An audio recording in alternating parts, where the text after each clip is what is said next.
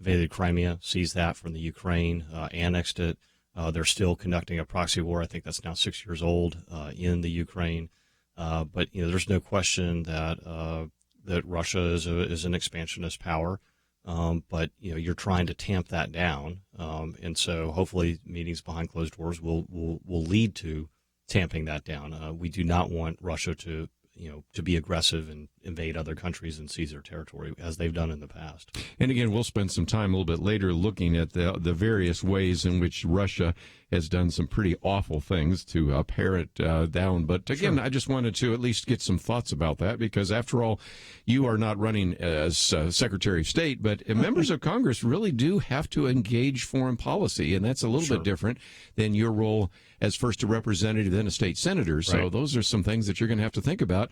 But you bring a lot to the table when it comes to your military background. When I ask you questions about military issues, you know a lot about that. Well, I appreciate that. And actually, interesting enough, in the state legislature last session, I was able to pass a very effective bill that caused the state of Texas, which is a $1.7 trillion economy, to not invest in any companies doing business with any terror sponsor state terrorism, which includes Iran, includes North Korea, includes a lot of the people that wish ill for the United States. And it has resulted in literally tens of millions of dollars of divestment, and also a ban on contracts with anybody that does business with terror states. So those two pieces of legislation is interesting, because oftentimes you say, well, what foreign policy stuff could you possibly do in the state legislature? It's like, well, here's something we did that took, for instance, Texas Teachers is a $120 billion pension fund. It's one of the top 10 pension funds in the world, and saying, all right, we're not going to do business. If you do business with Iran, the state of Texas is not going to do business with you. Or if you do business with Boko Haram or with ISIS or with North Korea. Yeah, so again, just some great pieces of legislation, even out of the legislature. And I want to talk about another one, because you were involved in the Joint Task Force 6 at the border as a Marine. And I also know that you had actually passed legislation to provide some legal safeguards for those people. So talk about that. Sure. So in the 80s, during the Reagan administration, the idea was, let's use the military to secure our southern border. And they stood up a group called Joint Task Force 6. It was headquartered at Fort Bliss, Texas. And they were using Army, Navy, Marine Corps personnel, to interdict ships, to do aerial reconnaissance, to do aerial interdiction, and to do ground interdiction, and actually even go after the cultivation of illegal drugs inside the United States and federal lands. And so I was a platoon commander. I picked up my platoon in December of 1996, and literally 2 months later, I was on the U.S.-Mexican border as part of Joint Task Force 6, leading my reconnaissance platoon down there on the border. And one thing I saw firsthand was that we do not have a secure border. We didn't have a secure border in 1997. It's actually far worse today. I mean, if you look at the numbers of people crossing illegally, of human trafficking, one thing that has changed for the worse, unfortunately, is that the drug cartels have really taken over the human trafficking component all along the border, as well as the drug trafficking and the sex trafficking. And you've got to have, I like to say, you cannot have a secure country without a secure border. So we've got to have border security. One of the other, and you alluded to this, one of the things that I saw firsthand was that there was no legal status for U.S. military personnel serving on the U.S.-Mexican border to protect themselves, to defend themselves. And, my comment was, look, if you're going to ask a young man or a young woman to risk their life to defend our freedom, the very least you can do is give them the legal status to defend their own life. And so actually working on a bipartisan basis in the Texas legislature, was able to pass a bill that gave the same legal status for defending yourself if you're serving on the U.S.-Mexican border as a member of the National Guard to the National Guardsmen that law enforcement currently has. And that actually was overwhelming majorities in the Senate, and actually in the Texas House, every single member of the Texas House voted for that. So I was very proud that on a bipartisan basis to build greater border security and really allow those who are defending our freedom and defending our border to defend themselves. One of the things that's become kind of controversial right now is that the president has said, well, I want the National Guard to go to the border. Sure. It's not like this the first time. I mean, you had, was it 2006, you had George W. Bush do the same kind of thing. What about that? I mean, obviously we have, again, I don't want to get too technical, but the posse comitatus and things like that. Certain things National Guard can do, certain things National Guard cannot do. Can you speak to that? Yeah, so that's a longer conversation, somewhat arcane. But you brought up posse comitatus. That's a concept that the U.S. military cannot enforce U.S. Civil laws. Can't arrest someone for murder, let's say. And so that actually came from the end of the Civil War. So, and that's still a legal principle. It's actually a law on the books from after the Civil War. From the 19th century. Yep, absolutely. And so, and that's there, I think, to protect freedom and to make sure that our military doesn't become a police force. And I don't think our military wants to be a police force. I don't think we as American citizens want our military to be a police force. But that, anyway, so that law is there. It's alive. It's well. But at the same time, when you take your military and you put them on the border, they actually can't enforce laws. And so you've got to think about, okay, what am I going to do to make sure that they can actually do border security? Because you are going to be asking them, hey, if you see 10 guys running with backpacks, to detain them because they're running drugs, if they've just stepped over the U.S.-Mexico border. And so you've got to put in the legal protections in. And that's what I was trying to do by making sure that our men and women in uniform who are in the National Guard could defend themselves when they're serving on the U.S.-Mexican border. Might just mention that we have posted that piece from, of course, vantaylor.com. People can find that, and people like to know a little bit more about immigration. We'll come back. I want to get into a little bit more because, again, this is the big issue that a lot of people are asking about. Sure. And since you've been to the border and thought about that, and, of course, as a member of Congress, you're going to have to think about what kinds of funding we're going to provide for border security and border agents and what kind of liabilities and all that. And again, you bring a lot of military expertise there as well as political expertise. So we need to take a break. When we come back, if you have a question, it may be just one where you want to sit back and listen to Van Taylor explain some of that, you're welcome to do so. But if you'd like to join us, 1-800-351-1212. Might mention that not only do we have a live cast, but we also have one on Facebook Live. You can leave a post there as well or a question. We'll come back with more right after this.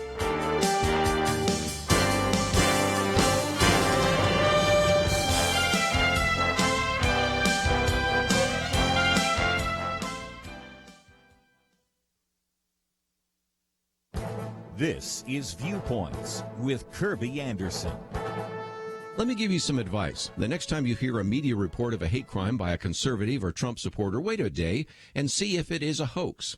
John Hawkins lists 10 examples of hate crimes that turned out to be scams. Elizabeth Nolan Brown documents in Reason that there is no violent hate crime wave in Trump's America. Kevin Williamson, writing in the National Review, talks about fake hate crimes and fake hate. And there's even a fakehatecrimes.org website that documents these fake crimes in the hundreds. Juan Thompson, a left-wing journalist who was fired from his position at The Intercept, was in the news again for making a string of threats to Jewish community centers. Apparently, he was trying to frame his ex-girlfriend as a racist white girl. 3 black co-eds at the University of Albany said that they were attacked on a city bus by a group of white men using racial slurs. Hundreds came to a campus rally against racism based on their false report. Surveillance videos contradicted their account, as did statements by fellow passengers. Actually, they were the aggressors who hit a 19-year-old white woman on the bus. Muslim women at the University of Louisiana, the University of Michigan, and the University of New Mexico made false claims that they were attacked and had their head coverings pulled off. In a number of cases, we don't know the names of some of these hijab hoaxers, and frankly, I don't think we should be protecting the identities of people who file false police reports. A student at Beloit College reported anti-Muslim graffiti on his door and outside his dorm room, but after police investigated, they found that he perpetrated the fraud himself. The news media will continue to report each of these incidents, but that doesn't mean you don't have to wonder if many of them are frauds and nothing more than fake hate crimes. I'm Kerby Anderson, and that's my point of view.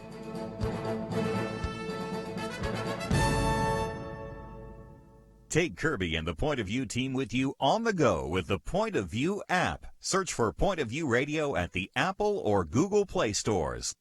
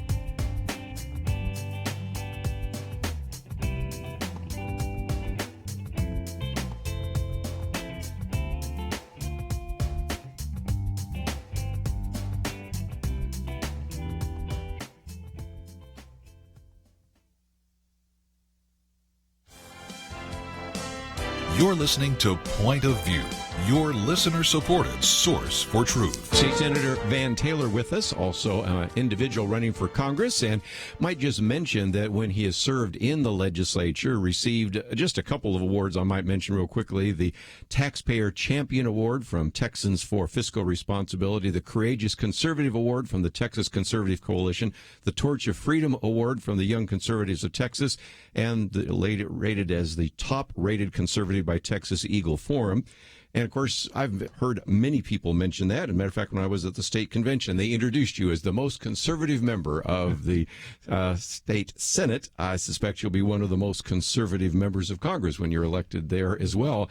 And you will be going into a battle because, of course, they don't believe in balanced budgets the way they do in the state of Texas up there in the Washington, D.C. area, do they? Yeah, it is certainly disappointing as a Texan to kind of look at how they run our nation's capital. You know, in Texas, I actually had a no pass budget, no get paid amendment to the state constitution. If legislators couldn't pass a budget, they don't get paid, which is something some Republicans have tried to do in Washington. Yes. And interestingly enough, we had to go back to 1963 to find the last time when the state legislature couldn't pass a budget on time. In contrast, I think the federal government, since I've been alive, has passed 3 budgets on time, and none since I've been an adult. Yes. And so it's very different. And the other thing I'll point out about our budget process in Austin is that it's relatively bipartisan. The last 2 budgets, we grew the budget less than population plus inflation. And the 30 members of the Texas Senate voted for it and 1 voted against it. And so, you know, when you've only got 1 person voting against it, you probably have got a pretty much a consensus budget that everybody can agree on. That is pretty good. And again, in Texas, you have a rainy day fund, and the government, we just keep running up the national debt with deficits every single year. Texans have done a good job. And that's, again, it's a reflection of the voters who vote people in who are fiscally conservative and prudent, who build up a rainy day fund. We have almost $10 billion of liquid, basically of cash. We invested in bonds and things. I've been part of helping make that happen. But we have a decent rainy day fund. We also have some other savings accounts. We've got about $20 billion for higher education in terms of the permanent university fund. We've got another $20 billion saved up for public education. Yeah. Permanent schools fund. So we've got some savings accounts that are lying around. And it's in stark contrast, really, to most of the other states, certainly all the blue states. They just don't seem to save any money. They just go into debt, raise taxes, and grow the welfare state. And that's why they're driving jobs out of those states to Collin County. That's what I see every day as a senator from Collin County. Certainly do. Well, it's going to be a little different because you're going to be dealing with Democrats up there that are not exactly like the Democrats in the state of Texas, and so you're going to have to work out certain kinds of issues. But I think the big question is not only once you get elected, but who the new Speaker of the House is going to be up there. You know, that's going to be interesting. I'm certainly hoping it's not Nancy Pelosi. Yeah. Yes. We'll start with that. Yeah, we'll start with the obvious. The obvious. But look, we have a good process in Texas where we have most of what we do is bipartisan. Actually, I've passed I think 81 bills in the Texas legislature. Every single one of those 81 bills has gotten bipartisan support. Right. And actually, about a third of the bills that I've passed in the law have been carried by Democrats in the opposite chamber. Yes. Or maybe I was carrying their bill in my chamber. And actually, the first bill I filed, which is a bill to increase military voting and allowed military personnel who are serving outside their home county to request to receive a ballot electronically and send it in by mail, increase military voting 150%. I had a Letitia Van de Putte, Democrat from San Antonio. She carried that for me in the Texas Senate. And the last bill I got out of the regular session, Sophronia Thompson was carrying that for me in the Texas House, and that was a very important bill to stop the opioid crisis or try to grapple with the opioid crisis. And so I'm really proud of the bipartisan work that I've been able to do over my last 8 years in the legislature. And a lot of people are looking for that kind of the ability. Hey, look, I want to know that you're a conservative. I want to know that you're going to stand on your principles, but I also want to know that you're not afraid to reach across the aisle and to get things done. And I think that's what is actually missing so often in Washington. They just attack first and ask questions later, which just isn't the way to get things done. Well, hope you can get that happening up there in Congress. You did mention something in passing I want to come back to. Sure. Is it possible that Nancy Pelosi could be Speaker of the House? Talk about this for just a minute, because there's all this worry about a blue wave. Yeah. But at the same time, whether you look at probably the highly visible campaign of Ted Cruz, with Beto O'Rourke, or you look at your different Republican colleagues or future colleagues right now, there are a lot of congressional districts, not to mention the state of Texas, where the Democrats have outraised the Republicans, haven't they? Sure. Yeah, and I think you're seeing a lot of energy on the Democratic Party side. It's unclear how that will, end up in a mandate in the ballot box. In the primary, 1 million Texans voted in the Democrat primary, 1.5 million Texans voted in the Republican primary. So clearly, it's still a relatively Republican state, and I think you're seeing a lot of Republicans that are out there working hard to, go to their district and talk to them. And so certainly that's what I'm doing. I'm spending a lot of time going out talking to voters and hearing what's important. In 100-degree heat, you're going out knocking on doors. You're not taking anything for granted from what I hear. Two comments. One, it's compelling when you say it's 100 degrees and it's a Sunday here in July. I'd like to hear what you think. And two, pack some water because you're going to need it. That's amazing. Well, when you get to Congress, it seems to me that one of the issues we just talked about a minute ago was immigration. And it just seems to me that somewhere along the line, Congress has to address that issue. It cannot continually kick the can down the road. Yeah. Immigration, stepping back, making a very broad comment, the U.S. economy is growing at 2-4%. Organic population growth is at 1%. You have to have more human beings come to work. I mean, if your economy is going to grow faster than population growth, you're either going to automate really aggressively or you're going to hire people. And so you've got to have more people. And Texas has always been a growth state. We've always been a state of immigration. My family actually came here in 1826. Before we were a republic in 1836, That's before amazing. we were a state in 1846, we had our first census, and we were about 20,000 people when Texas revolted. When we had our first census in 1850, there were over 210,000 people.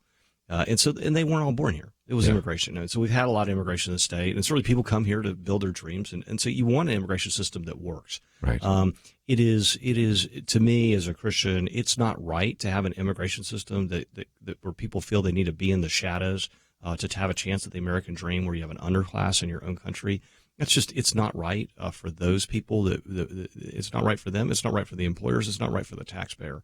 So I think we have an immigration system that is basically broken. I think you want to shift to a merit-based immigration system, but you want to have one that is functional and works and is providing the job force that we need to grow our economy. I think immigration could really be a catalyst for growth. Instead, it's unfortunately a point of real division in our country. And I'll make a comment on how to solve the problem.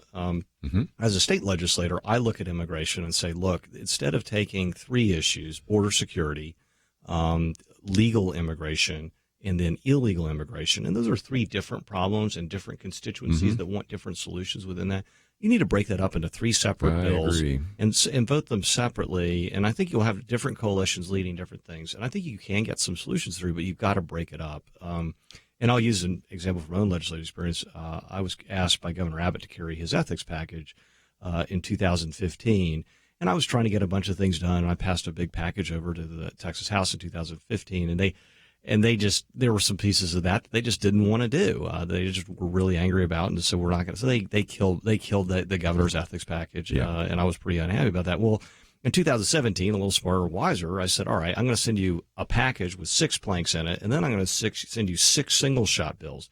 Well, the Texas House, they killed the package. Killed the 6. And they killed the 6 in one bill, but they actually passed 3 of the 6 as single planks. And so if you send single shots over, you just have different constituencies, and they don't have to say, well, I love this one, I hate that one, so I'm voting no on the whole thing. Yeah, right. And I think, unfortunately, in Washington, they keep putting, when someone says, I want to do comprehensive immigration reform, in my mind as a state legislator, I look at that and say, what you're really saying is you're not going to solve it. Not going to happen. Because it hasn't happened for 20 years, so why would you think it's going to happen differently next time? That's right. There's one thing Penna Dexter and I say all the time. It's anytime it has the word comprehensive, it's doomed, whether it's comprehensive health care reform, comprehensive immigration reform. And I think that, again, is the way to get some things done. We do have a link to your website, vantaylor.com. So if people want to know more about your campaign, where you stand on the issues, it's all right there, isn't it? You're still absolutely. looking for volunteers in case they want to get out there in 100-degree heat and knock with doors with you. We're we're giving free T-shirts for anybody that wants to stand out with a Van Taylor sign, and we're handing out yard signs if you don't want to stand out in the heat and just want to put one out in your front yard. But I appreciate you directing people to vantaylor.com. It's an honor to serve the people of Collin County. And again, just out of total disclaimers as well as vulnerability, I have a Van Taylor sign in my yard, as you probably would know. I've known you for a couple of decades now. Yeah, it's been a while. It's been a while. Well, again, thank you for being here. I know you've got to run off to a speaking engagement, so Sure. we look forward to the next opportunity. Great to be with you. Going to take a break. When we come back, we'll talk about Russia. We'll talk about Brett Kavanaugh. As a matter of fact, a little bit later, Brad Dacus will be with us, as well as Justin Walker. So we have a lot more to cover. That all takes place right after this.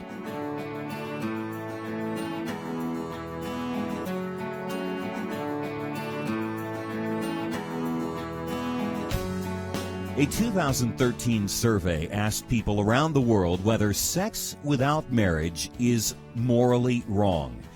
Every country where more than 90% said, yes, it's morally wrong, Islamic. The worst two, tied at 6% saying it's wrong, France and Germany, the nations of Calvin and Luther.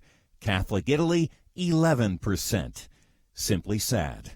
The United States, well, 31%. Not even 1 in 3 thinks extramarital sex is morally wrong. Our nation needs a truth team very badly. Support Point of View Radio today at pointofview.net. Set up your monthly gift by clicking the Truth Team 360 picture and then carefully follow the directions. Pointofview.net.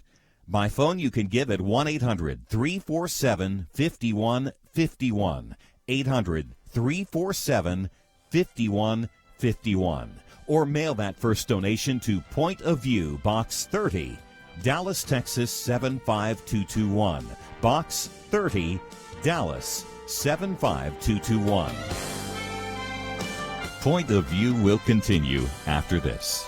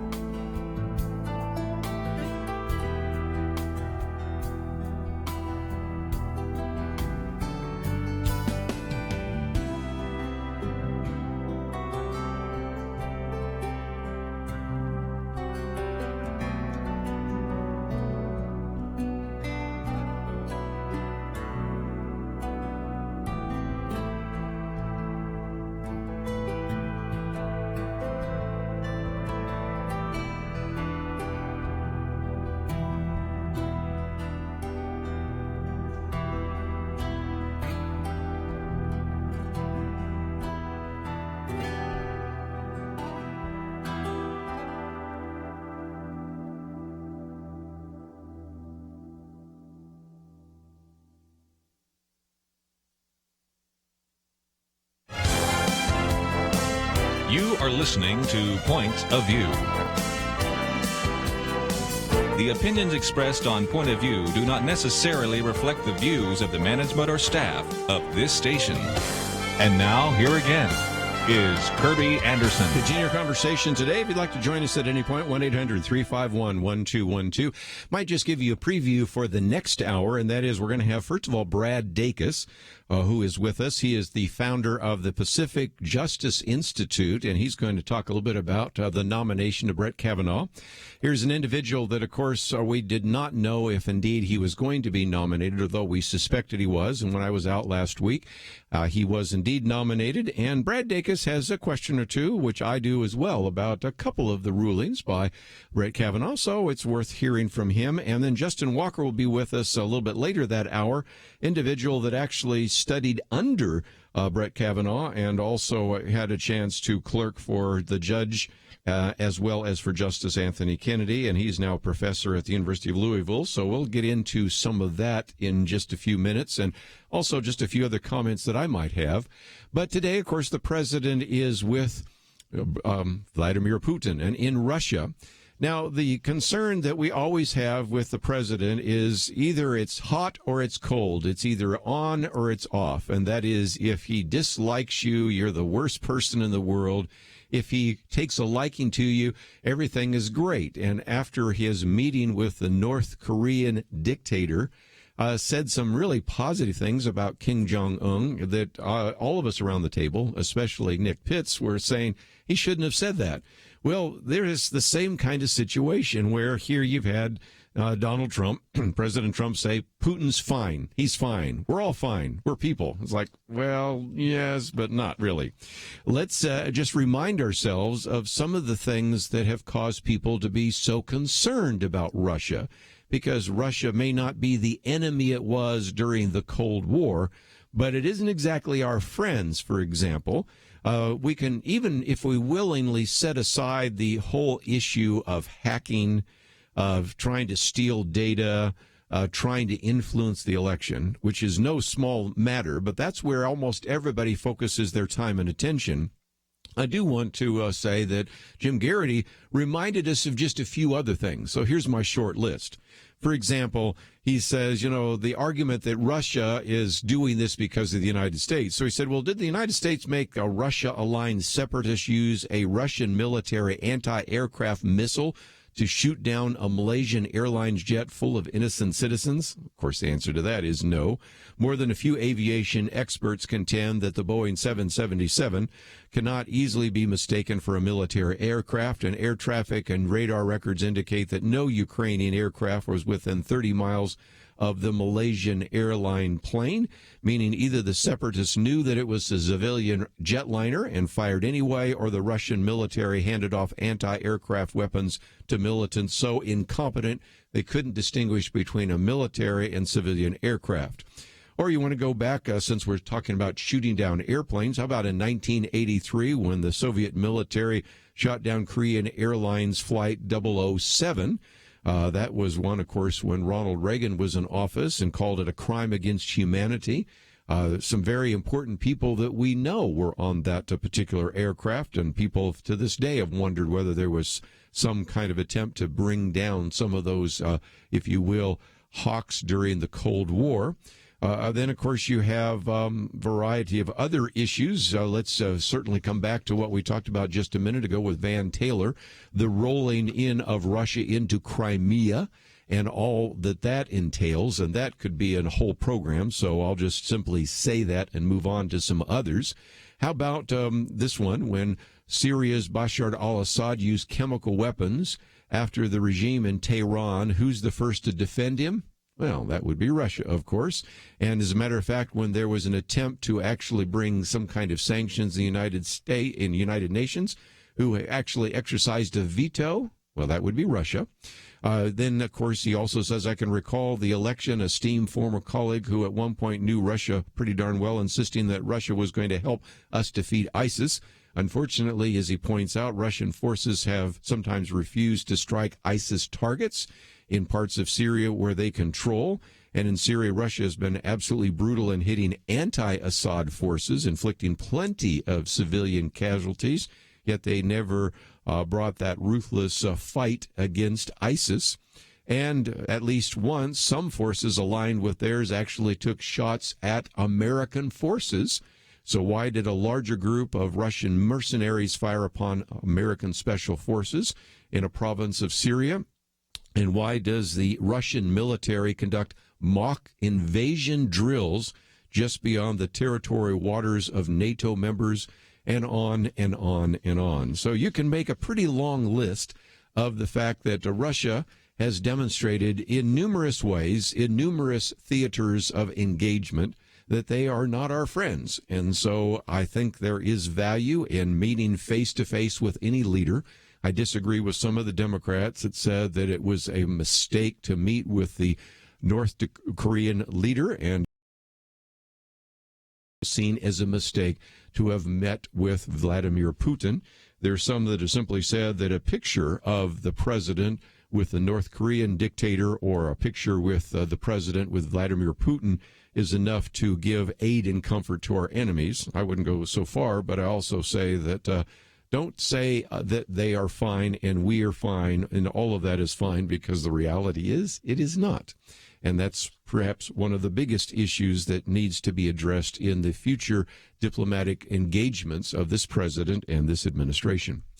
Let me, just before we take a break, address another criticism that is coming down, and that is, as we're going to be talking about in just a few minutes in the next hour, we will be talking about the nomination of Brett Kavanaugh to the U.S. Supreme Court. And there has been a real concern from a number of people that when you have him on the court, you will have a much more originalist kind of court, and that will be a loss of any kind of rights and rules and regulations and freedoms that we enjoy. But I think it's probably clear to say that if we look at what an originalist court would look like, I think we have a lot of good evidence to suggest it isn't going to be quite as radical as the left fears, or as radical and as significant as even some of those on the right hope. Because when we talk about an originalist court, we're talking about individuals that look at the original intent of the Constitution. Those are individuals, by and large, who oftentimes tend to be much more conservative, not terms of conservative and political, but much more willing to allow precedents to play themselves out, much less likely to, with a stroke of a pen, change something rather dramatically. And the first example I want to give before the break, and I'll get to some others after the break, is the issue of abortion. You have heard from so many people that if indeed Brett Kavanaugh gets onto the court, that abortion and Roe versus Wade will be struck down. But you have to think about this. First, there has to be a willingness on the part of at least 4 members of the Supreme Court to actually take a case. If you've listened to this program any length of time, you know that oftentimes we say it takes 4 to take a case and 5 to win. Can you come up with 4 individuals who might take some case having to do with abortion? And even if they do, then can you find 5 of those individuals that once that case has been discussed and there's been oral arguments, use that case to completely overturn Roe versus Wade? And it's just really hard to come up with that scenario. As much as some people in the pro-life community would like to do so, where do those 4 votes come from? Okay, Clarence Thomas, Samuel Alito. One more. Who is that? Is that John Roberts? I don't think it is, and I'm not so sure it's necessarily Brett Kavanaugh, who would be new on the court. So somewhere along the line, you've got to have at least 4 that are willing to take the case, and you have to have 5 that would want to use a case, which probably would have something to do with a 24-hour waiting period, or maybe the attempt to define human life at the moment of conception, or a case having to do with parental consent, to overturn the 1973 abortion decision. If you even believe that that's going to take place, it's not going to take place in the next year or so, because the court has pretty much already decided which cases it will take. And so we are talking about something at least in the distant future and perhaps even further out. When we come back, though, I want to talk about a couple of other ways in which I think the originalist court isn't going to be quite as radical as the left might assume, but it might carry on some of the decisions that have just come down, because we did have a number of 5-4 decisions on things like religious liberty. We've had 5-4 decisions on issues of Second Amendments. We've had some other 5-4 decisions related to compelled speech. So I'll come back and talk about that a little bit more, and then we'll get some perspective from people like Brad Dacus and Justin Walker about what this next court would look like. But I want to give you some of my thoughts as we go to a break. We will come back and talk a little bit more about a couple of other ways in which I think the originalist court might make some changes, but nothing as radical as what the left and the liberals think it's going to make. We'll be right back.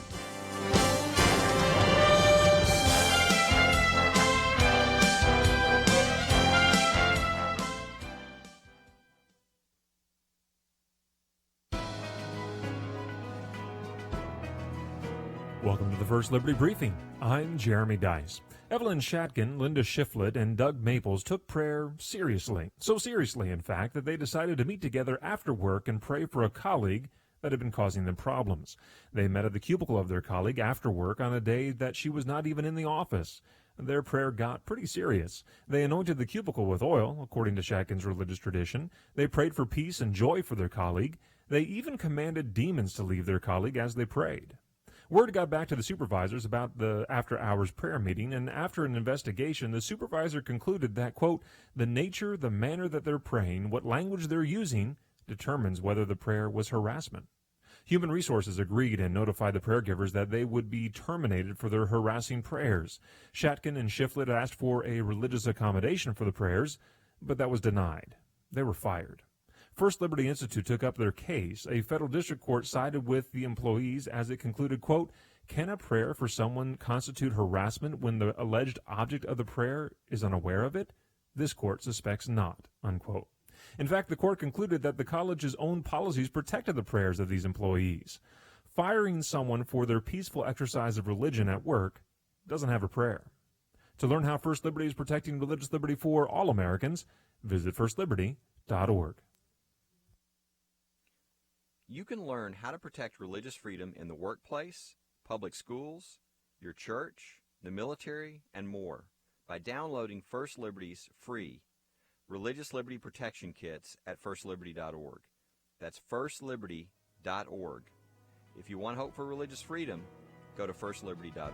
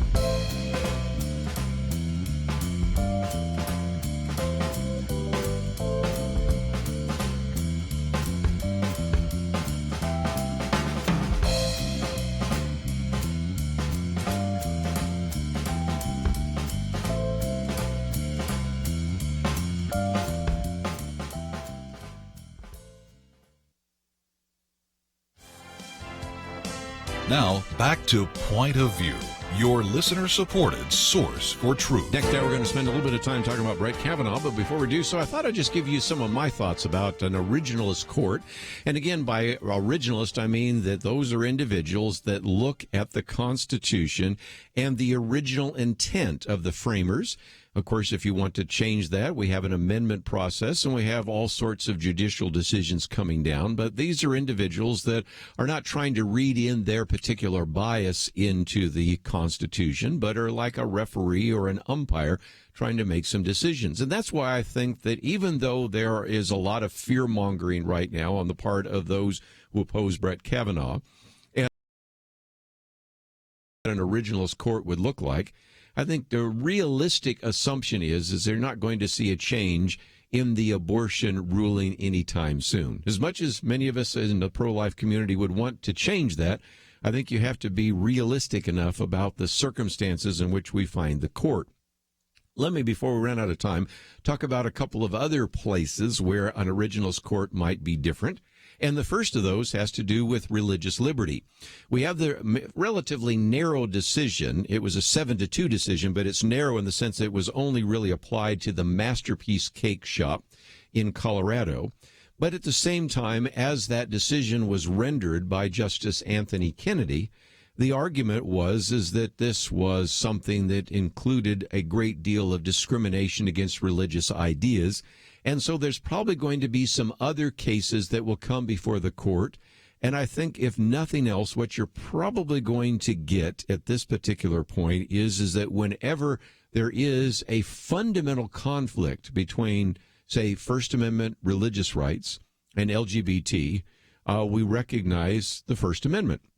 And you sort of see some of those ideas surfacing, certainly with the Masterpiece Cake Shop case. Of course, we also see them in terms of some of the compelled speech with the issue out of California, which required the pregnancy resource centers to post information about abortion. And you also saw this in the case out of Illinois having to do with the issue of unions. So I think what it seems to suggest right now is that an originalist court probably will continue to uphold religious liberty. And Brett Kavanaugh, I think, will be one more individual that will do so even more consistently than perhaps Anthony Kennedy. A third issue would be the whole issue of the Second Amendment. In most cases, I don't think you're going to see much of a difference between how, say, a Brett Kavanaugh would rule compared to an Anthony Kennedy.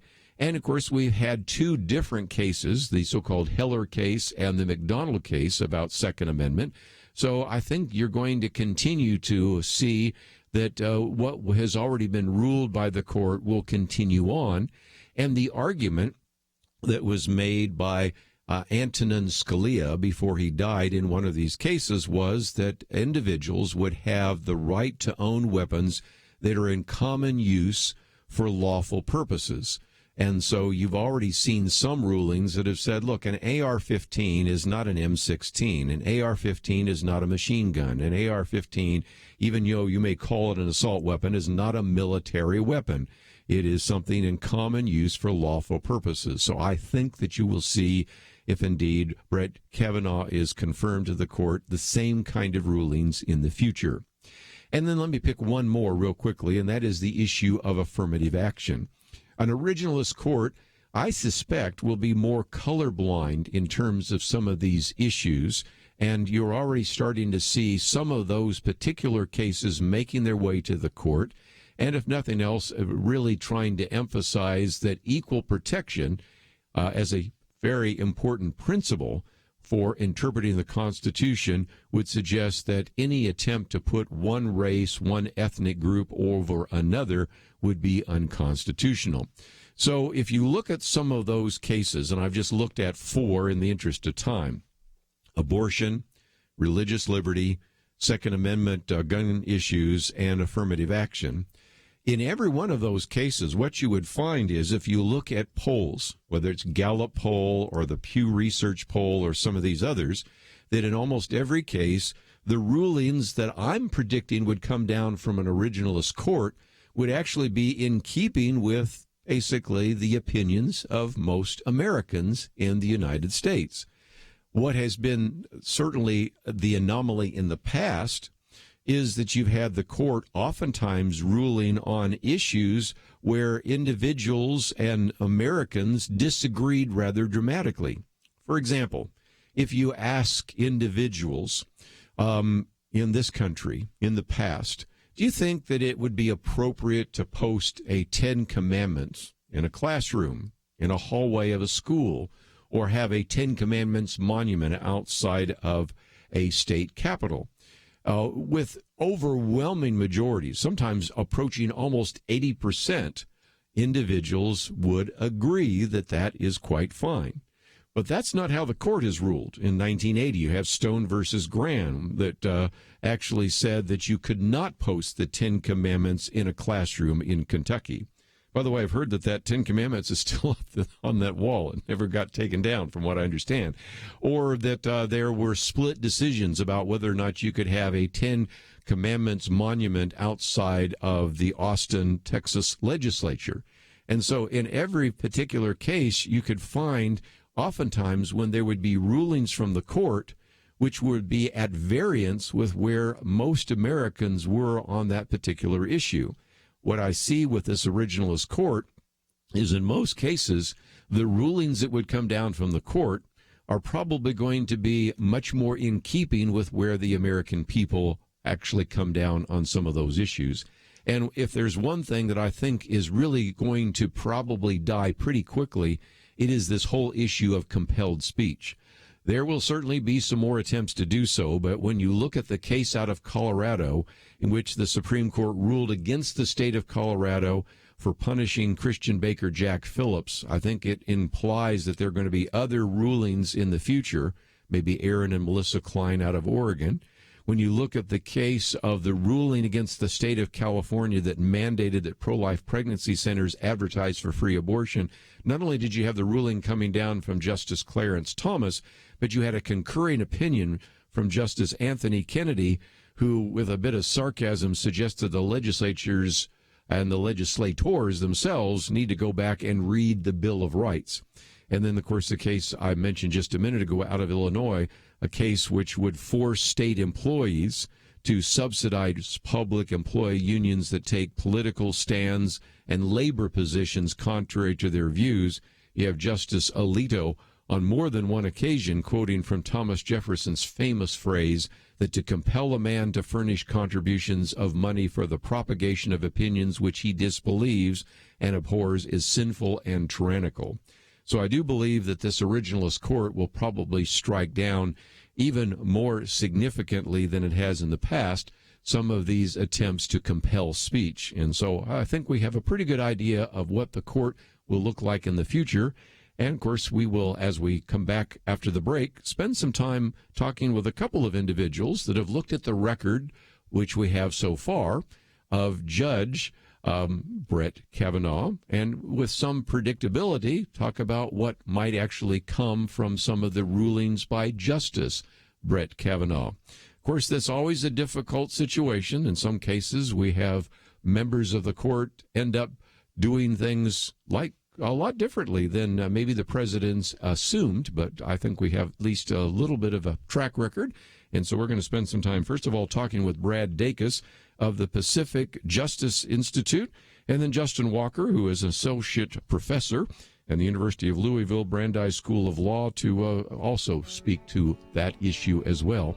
And then the third hour, if you'd like to join us, we'll get back into some of the very important issues in the news. But let's take a break.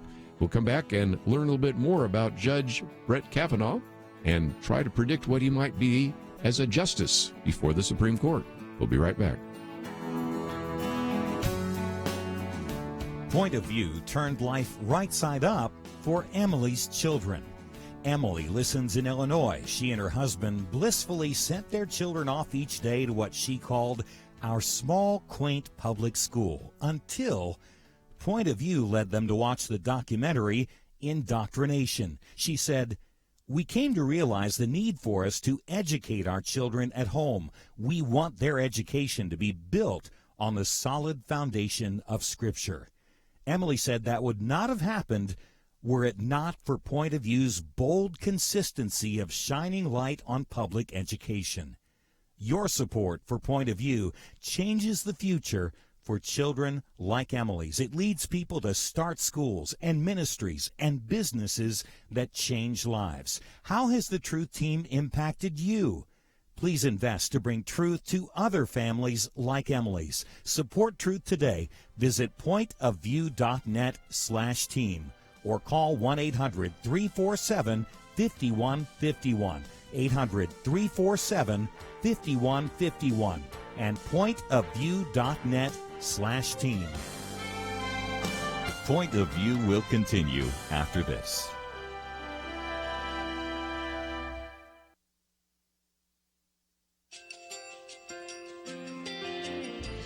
I just want to thank you so much for all the wonderful programming you have. You're just absolutely fantastic. I recently started listening to Point of View, and I really found it interesting because of the different subjects you cover. Thank you for that. I really appreciate everything that you do in keeping us informed. Thank you, Kerby, for everything that you have been doing. I appreciate all the work that you're doing, advocating for the Word of God. Thank you so much. Point of View, I think, is absolutely necessary because it's a Christian perspective, a biblical worldview perspective, and receive very current, up-to-date information about what is really going on, week to week in our culture, which is changing so rapidly, and yet it's morally sliding backwards. Yeah, I'm just, first of all, I thank you guys. Y'all's program is wonderful, and enjoy it every day. I learn so much every time I listen to it. Point of View Radio Talk Show.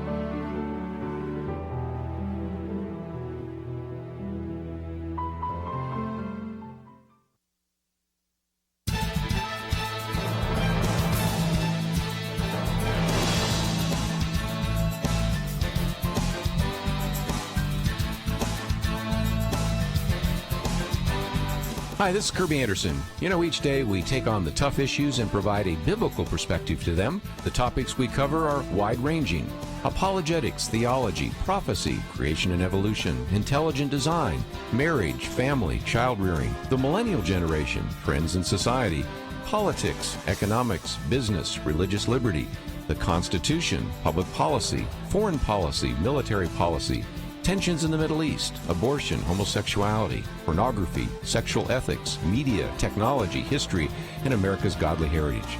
We talk about anything that affects your faith, your family, or your freedom. So don't go anywhere, because Point of View starts right now.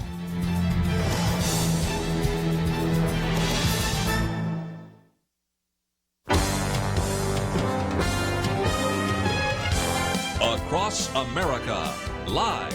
This is Point of View.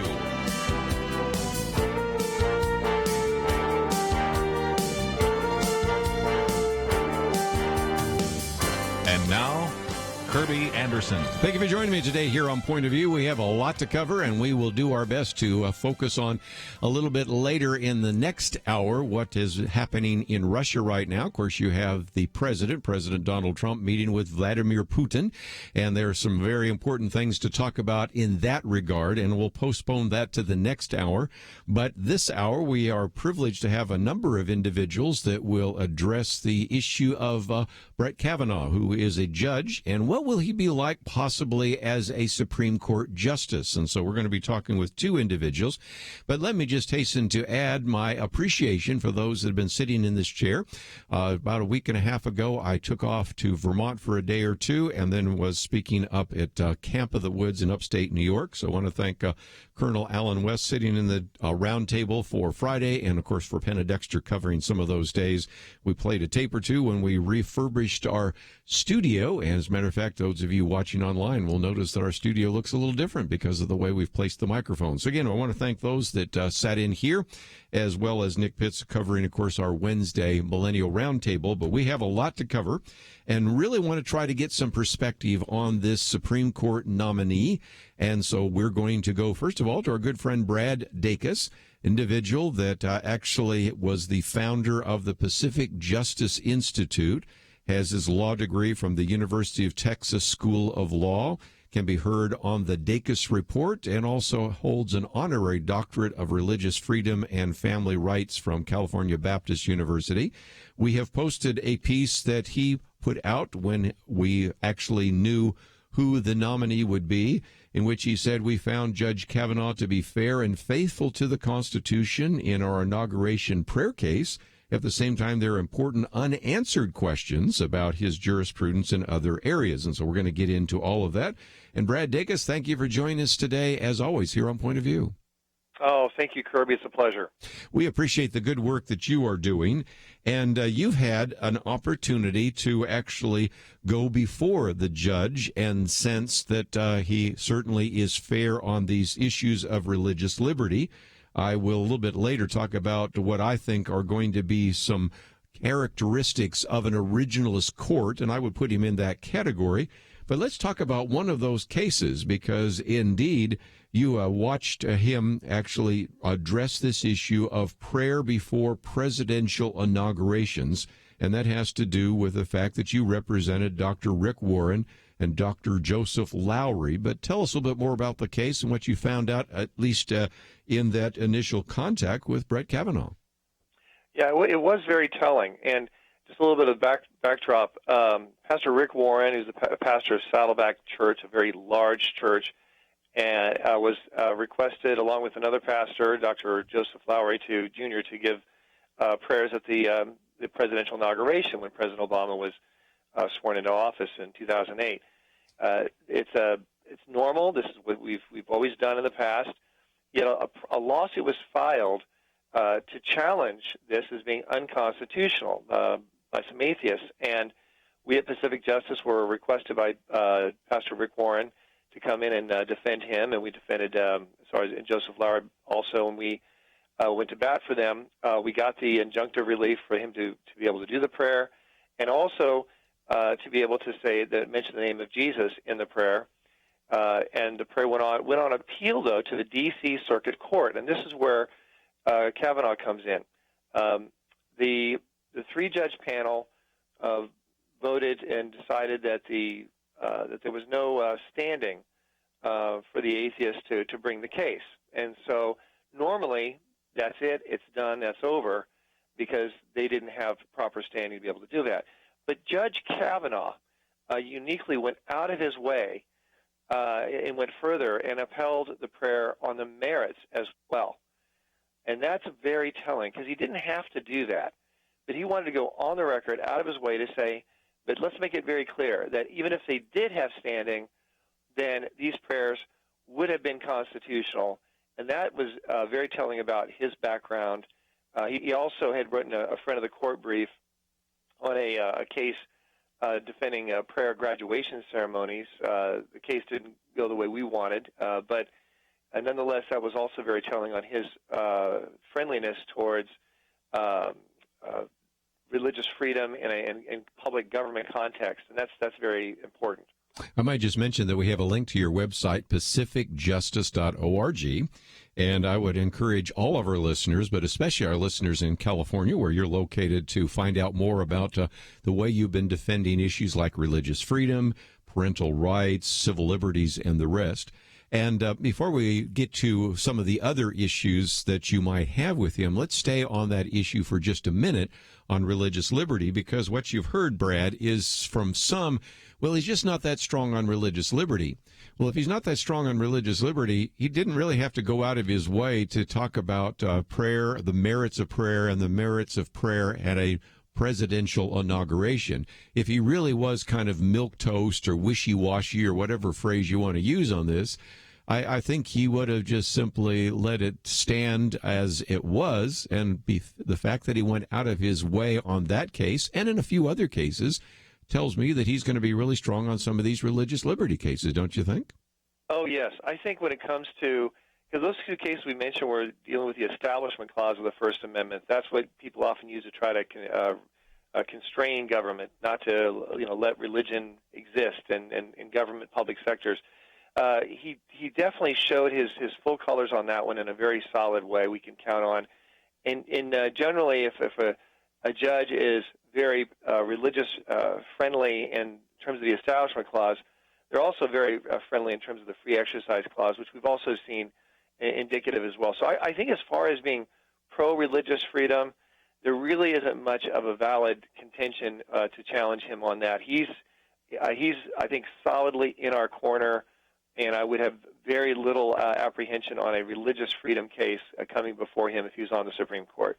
Let's, if we can now, let's take a break. I guess probably be better to take a break and come back and talk about his mixed record on pro-life issues, because, Brad, as you're well aware, you've expressed some concerns. I have as well in a small way, and, of course, even our friends at American Family Association have. So let's take a break if we can, and then we'll come back and get into that. And if you find yourself saying, okay, I want to read a little bit more about this, we have actually posted a number of pieces today. One is a press release that came out from our good friends at the Pacific Justice Institute. We're talking with Brad Dacus. A little bit later, we have on with us Justin Walker, who actually practiced appellate law in Washington, D.C., and actually clerked for Judge Brett Kavanaugh, as well as for Justice Anthony Kennedy, and is now an assistant professor at the University of Louisville Brandeis School of Law. And then I've also posted one by Cal Thomas. So you've got a couple of different perspectives on Brett Kavanaugh, and that will give you a chance to kind of look that over and recognize that there are some questions that are going to be raised in the confirmation process, and so we want to be fair about that as well. If you haven't already signed up to be praying for these individuals, not only Judge Kavanaugh and his family, but also for the senators and others, you can do that at our website, pointofview.net. When we come back, let's, if we can, hear from Brad Dacus about kind of what he feels is a mixed record on Judge Kavanaugh on the pro-life issues. So let's take a break. We'll continue our conversation with him. And, of course, we'll open up the phones if you'd like to join us as well. 1-800-351-1212. We'll be right back.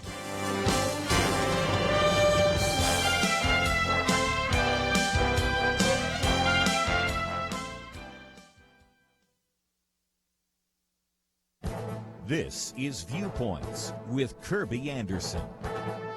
Let me give you some advice. The next time you hear a media report of a hate crime by a conservative or Trump supporter, wait a day and see if it is a hoax. John Hawkins lists 10 examples of hate crimes that turned out to be scams. Elizabeth Nolan Brown documents in Reason that there is no violent hate crime wave in Trump's America. Kevin Williamson, writing in the National Review, talks about fake hate crimes and fake hate. And there's even a fakehatecrimes.org website that documents these fake crimes in the hundreds. Juan Thompson, a left-wing journalist who was fired from his position at The Intercept, was in the news again for making a string of threats to Jewish community centers. Apparently, he was trying to frame his ex-girlfriend as a racist white girl. 3 black co-eds at the University of Albany said that they were attacked on a city bus by a group of white men using racial slurs. Hundreds came to a campus rally against racism based on their false report. Surveillance videos contradicted their account, as did statements by fellow passengers. Actually, they were the aggressors who hit a 19-year-old white woman on the bus. Muslim women at the University of Louisiana, the University of Michigan, and the University of New Mexico made false claims that they were attacked and had their head coverings pulled off.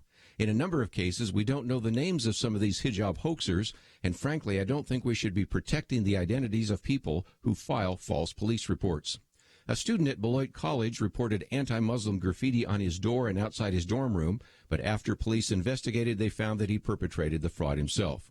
The news media will continue to report each of these incidents, but that doesn't mean you don't have to wonder if many of them are frauds and nothing more than fake hate crimes. I'm Kerby Anderson, and that's my point of view.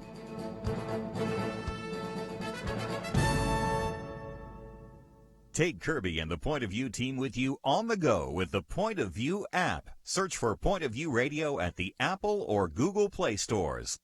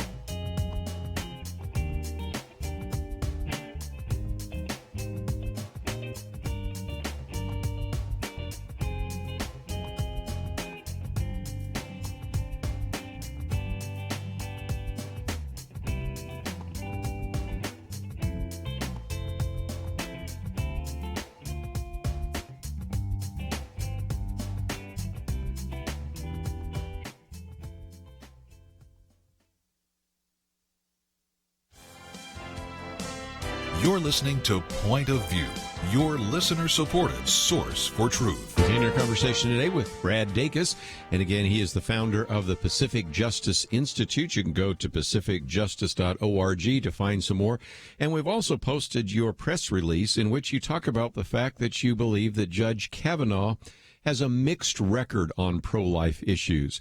There's some positive things, obviously, and that is he sided with the opponents of the so-called contraceptive mandate and also voted to deny an abortion to a minor in a federal immigration custody case.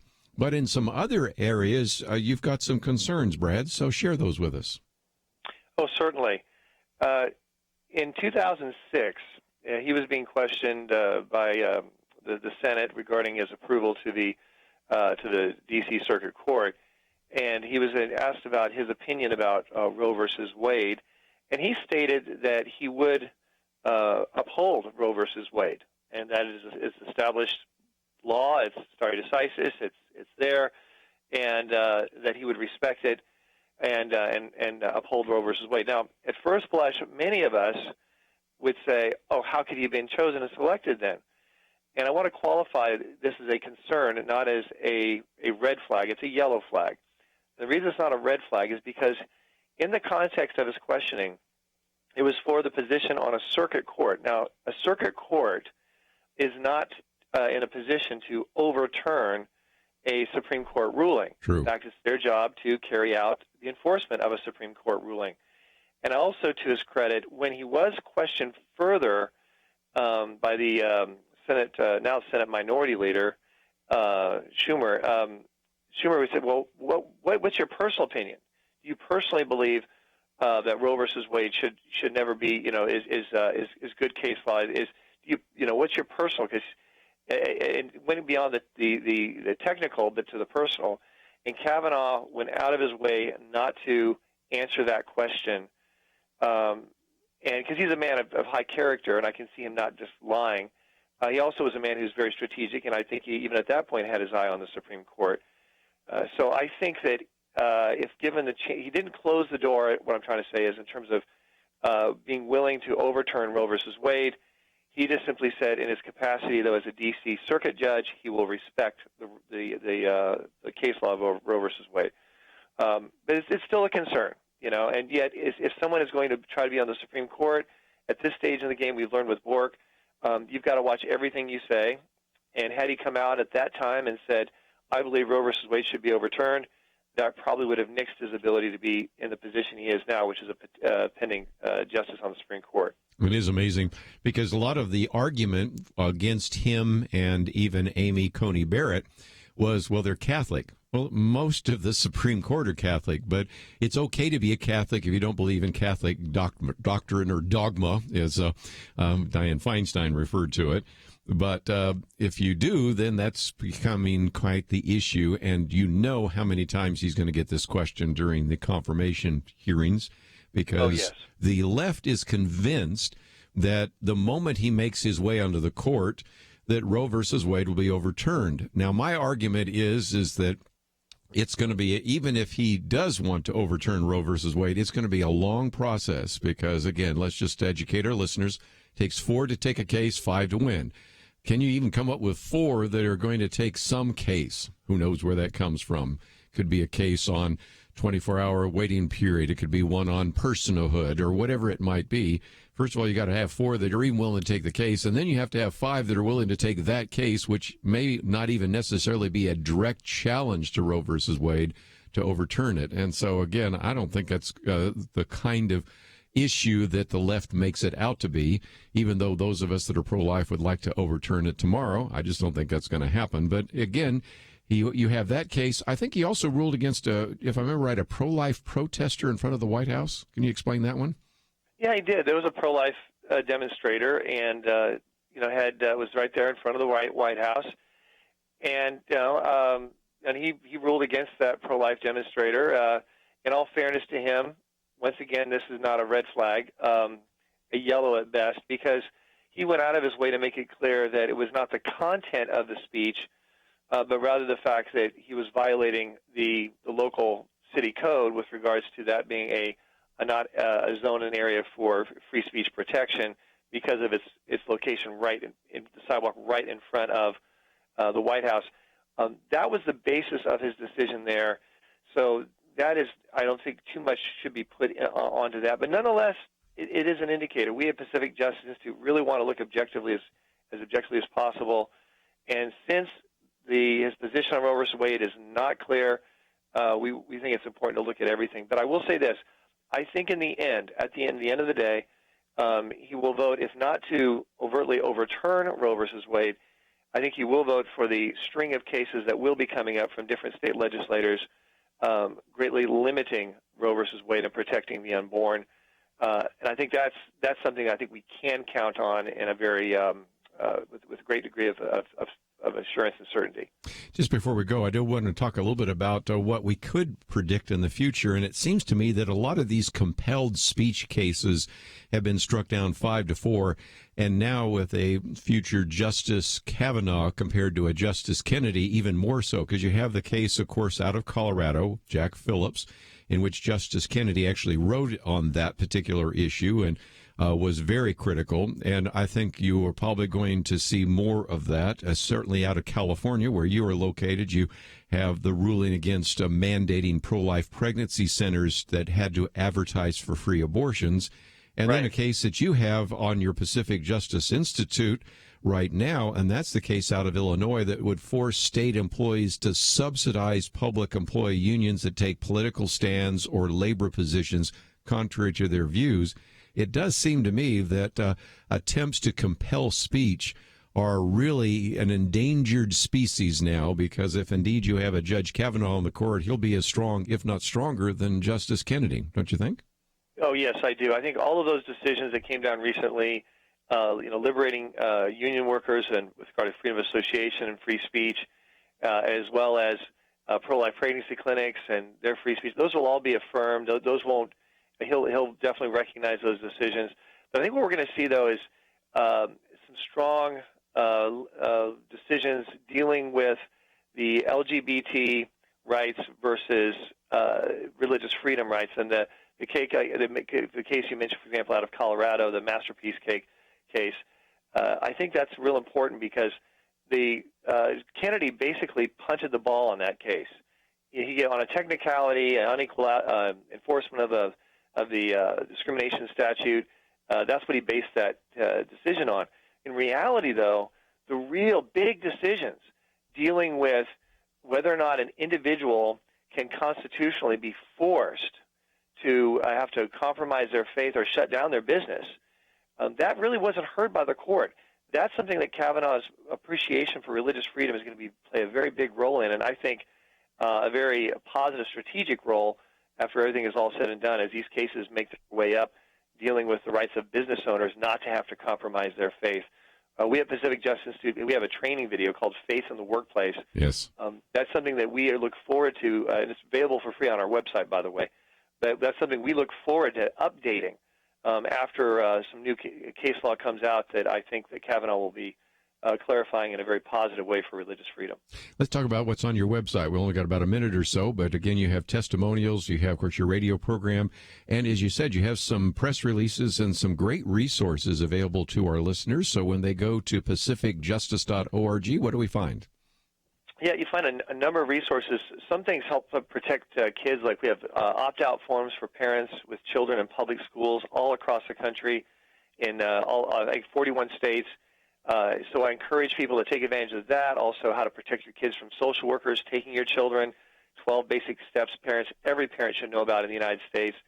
But then we also have a newsletter they can sign up called the Legal Insider, and that's weekly short email updates and about a lot of these hot cases, and a lot of these are on the West Coast because these were the craziest, most hostile areas of challenge to religious freedom, parents' rights, sanctity of human life are coming from.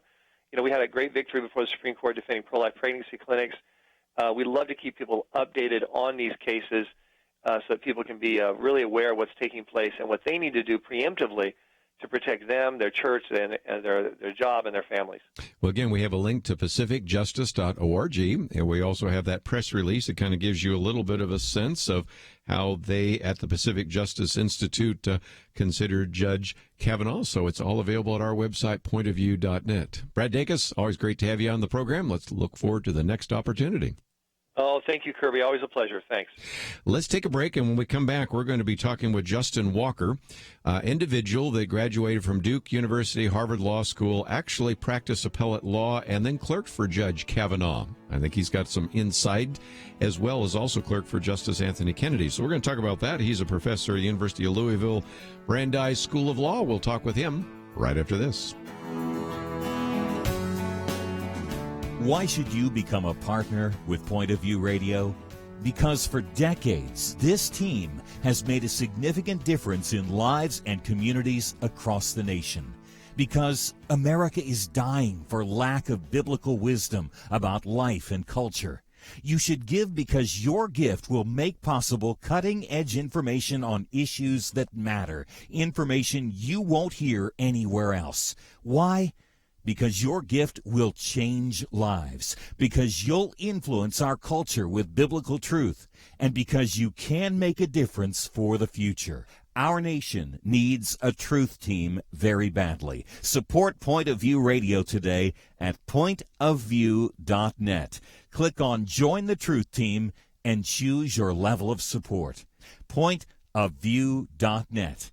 Or call 800-347-5151, 800-347-5151. Or mail that first donation to Point of View, Box 30, Dallas, Texas 75221. Box 30, Dallas 75221. Point of View will continue after this.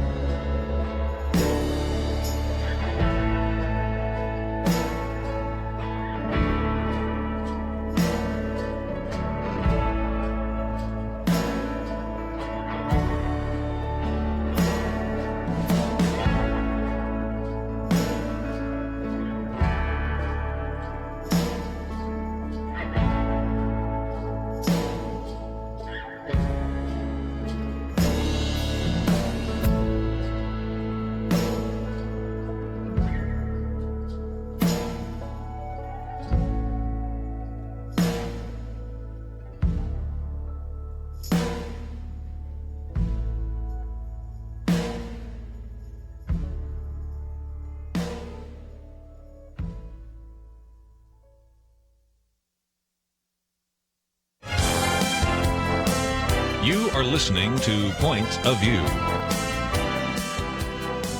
The opinions expressed on Point of View do not necessarily reflect the views of the management or staff of this station. And now, here again is Kerby Anderson.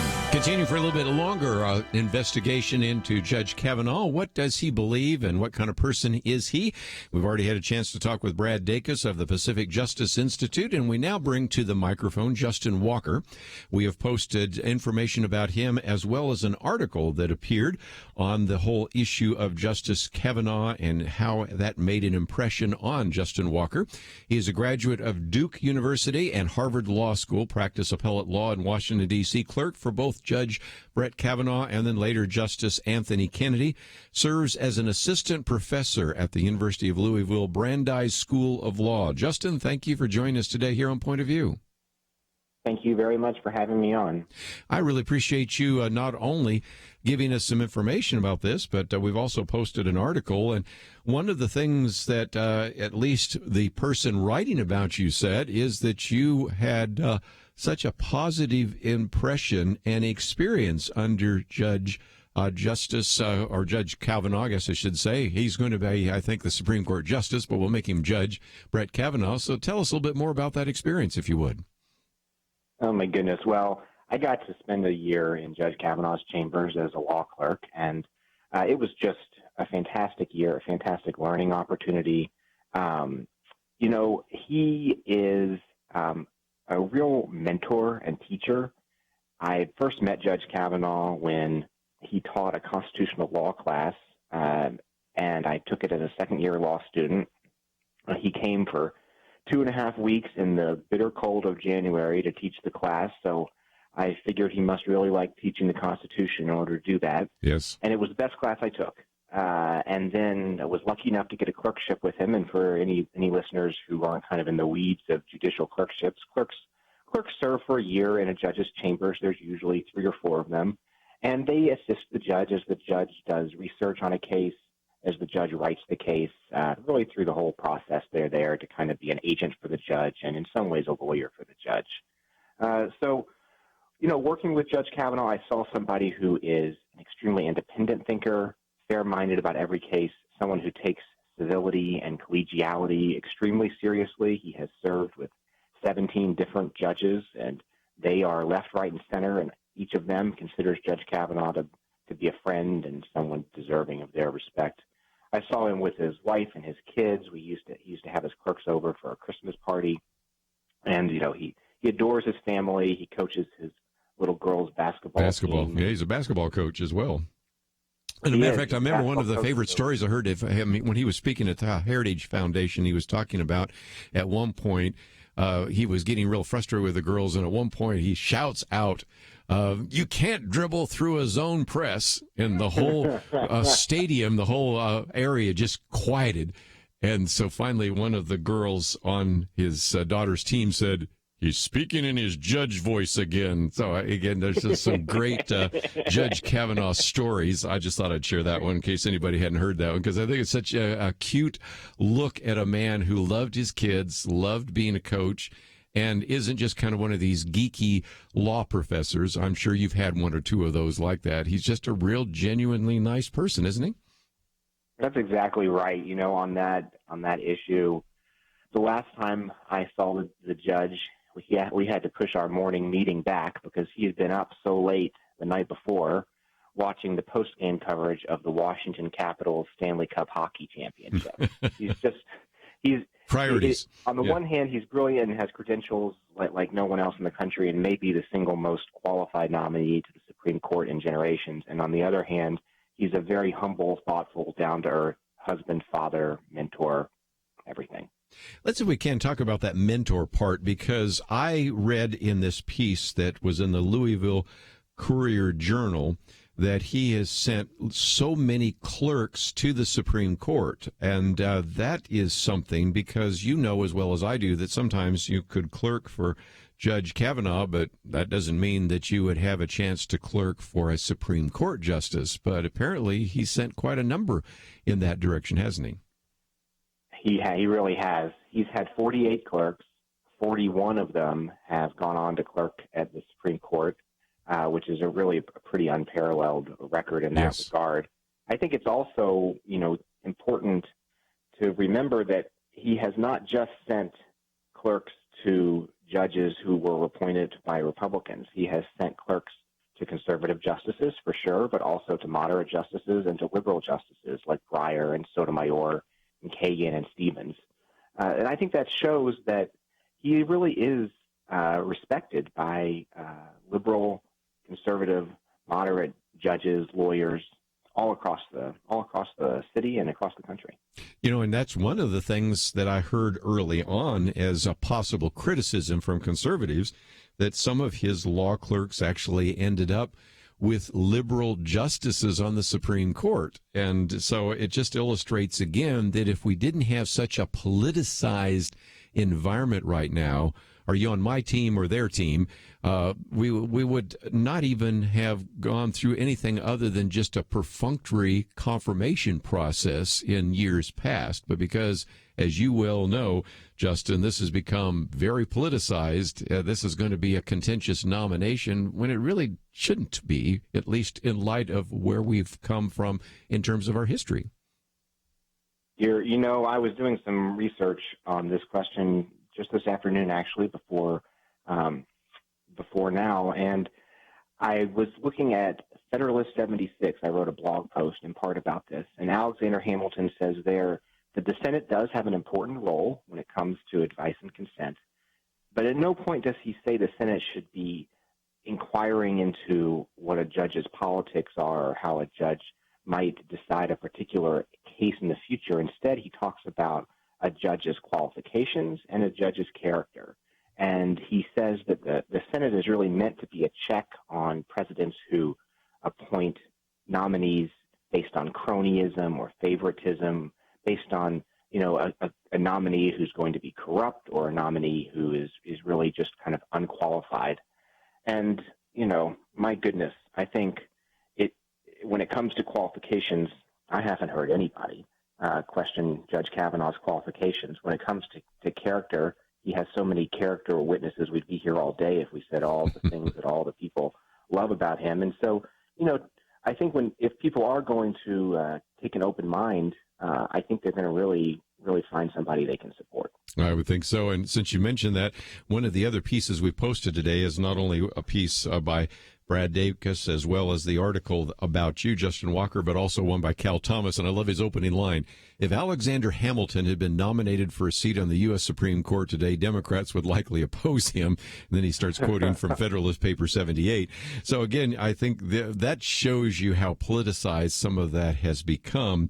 And the last couple of days have been where you either have to roll your eyes or just laugh. One of the arguments against Brett Kavanaugh is, well, the word Brett, the name Brett sounds like a fraternity guy, a frat boy. I mean, you've had at least 2 late-night talk shows talk about this. So it's sort of like you're saying, if that's all you've got, you really don't have very much. So let's, if we can, take a break. I'm going to come back and talk about maybe your predictions, because I've made some predictions on what I think a originalist court would look like.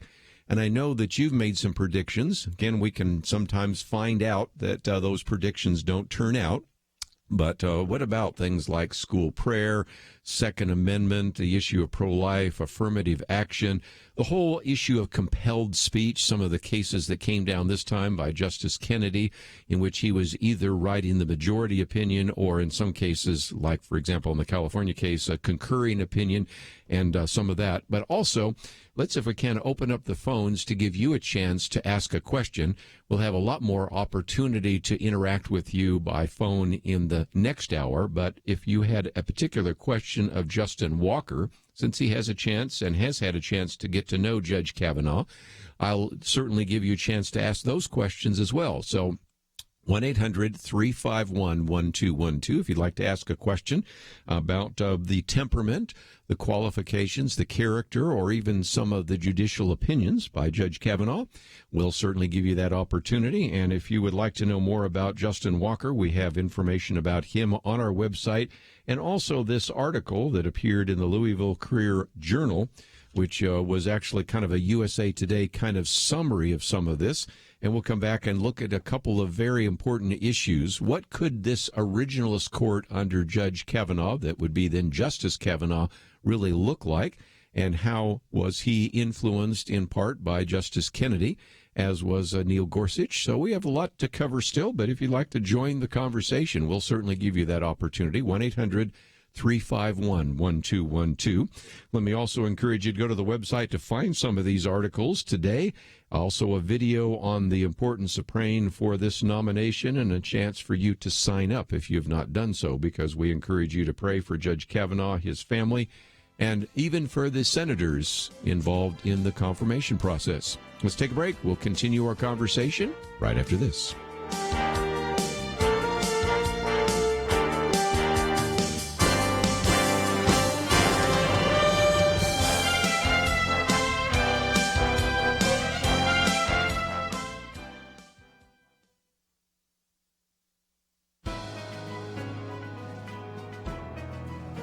Welcome to the First Liberty Briefing. I'm Jeremy Dice. Evelyn Shatkin, Linda Shiflett, and Doug Maples took prayer seriously. So seriously, in fact, that they decided to meet together after work and pray for a colleague that had been causing them problems. They met at the cubicle of their colleague after work on a day that she was not even in the office. Their prayer got pretty serious. They anointed the cubicle with oil, according to Shatkin's religious tradition. They prayed for peace and joy for their colleague. They even commanded demons to leave their colleague as they prayed. Word got back to the supervisors about the after-hours prayer meeting, and after an investigation, the supervisor concluded that, quote, the nature, the manner that they're praying, what language they're using, determines whether the prayer was harassment. Human Resources agreed and notified the prayer givers that they would be terminated for their harassing prayers. Shatkin and Shiflett asked for a religious accommodation for the prayers, but that was denied. They were fired. First Liberty Institute took up their case. A federal district court sided with the employees as it concluded, quote, can a prayer for someone constitute harassment when the alleged object of the prayer is unaware of it? This court suspects not, unquote. In fact, the court concluded that the college's own policies protected the prayers of these employees. Firing someone for their peaceful exercise of religion at work doesn't have a prayer. To learn how First Liberty is protecting religious liberty for all Americans, visit firstliberty.org. You can learn how to protect religious freedom in the workplace, public schools, your church, the military, and more by downloading First Liberty's free Religious Liberty Protection Kits at firstliberty.org. That's firstliberty.org. If you want hope for religious freedom, go to firstliberty.org.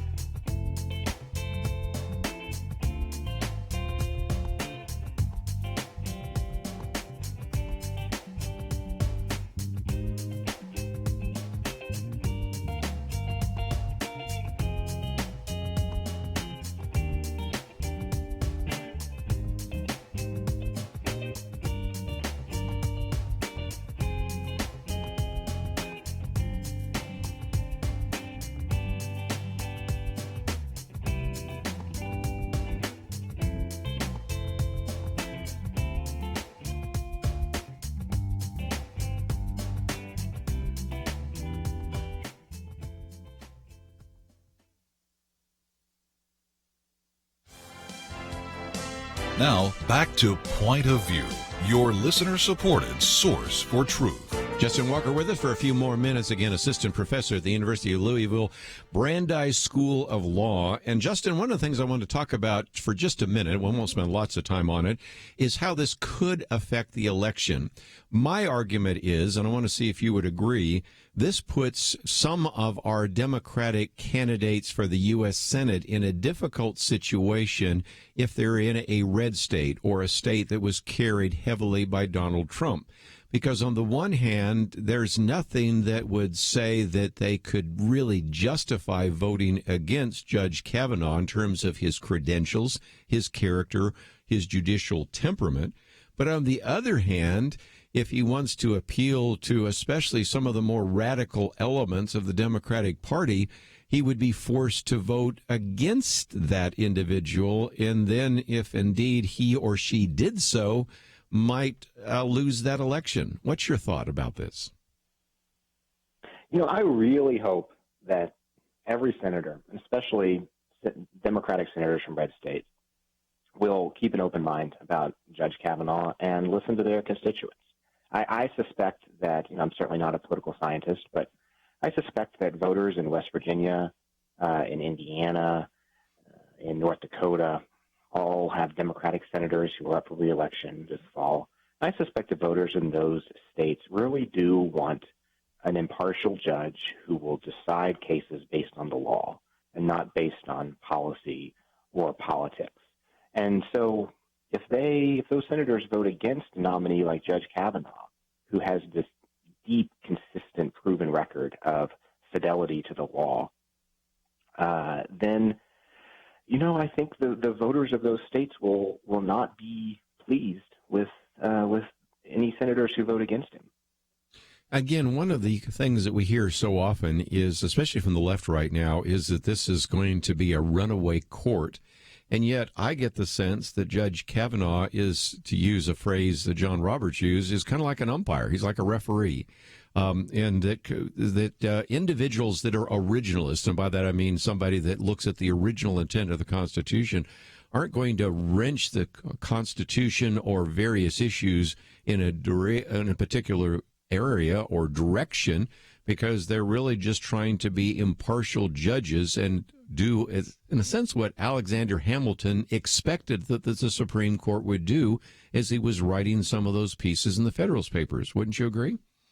You're right. He talked about the importance of judgment, and judgment in almost a term of art type sense, where a judge does not have any passion or prejudice for a particular party or a particular outcome.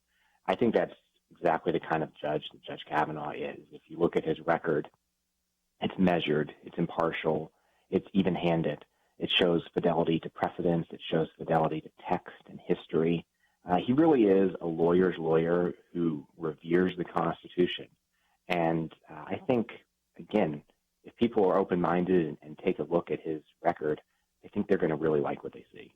Let's see if we can use a couple of examples. One that you mentioned is affirmative action. I think there's where you're going to see a change. I think a court that's an originalist court, and certainly Judge Kavanaugh fits into that category, would say the Constitution guarantees equal protection. And so, if anything, I think it might eventually, maybe not initially, but eventually the court might strike down some of those provisions that would favor one race over another. What do you think? When I just got out of my clerkship, maybe a couple years after, I remember giving a presentation about the latest term of the Supreme Court, and it hadn't been finished yet. And the lawyer said, "What do you think will happen in this case? And what do you think will happen in that case?" And I remember I made this prediction and that prediction, and I told him, I can't be certain, but this is my best guess. And, I mentioned this story because my predictions were not exactly perfect. I didn't have a crystal ball. I understand that. Yeah. I think what I can predict on every issue, including the one you raised, but on every issue, is that Judge Kavanaugh will do what he has done for the past 12 years.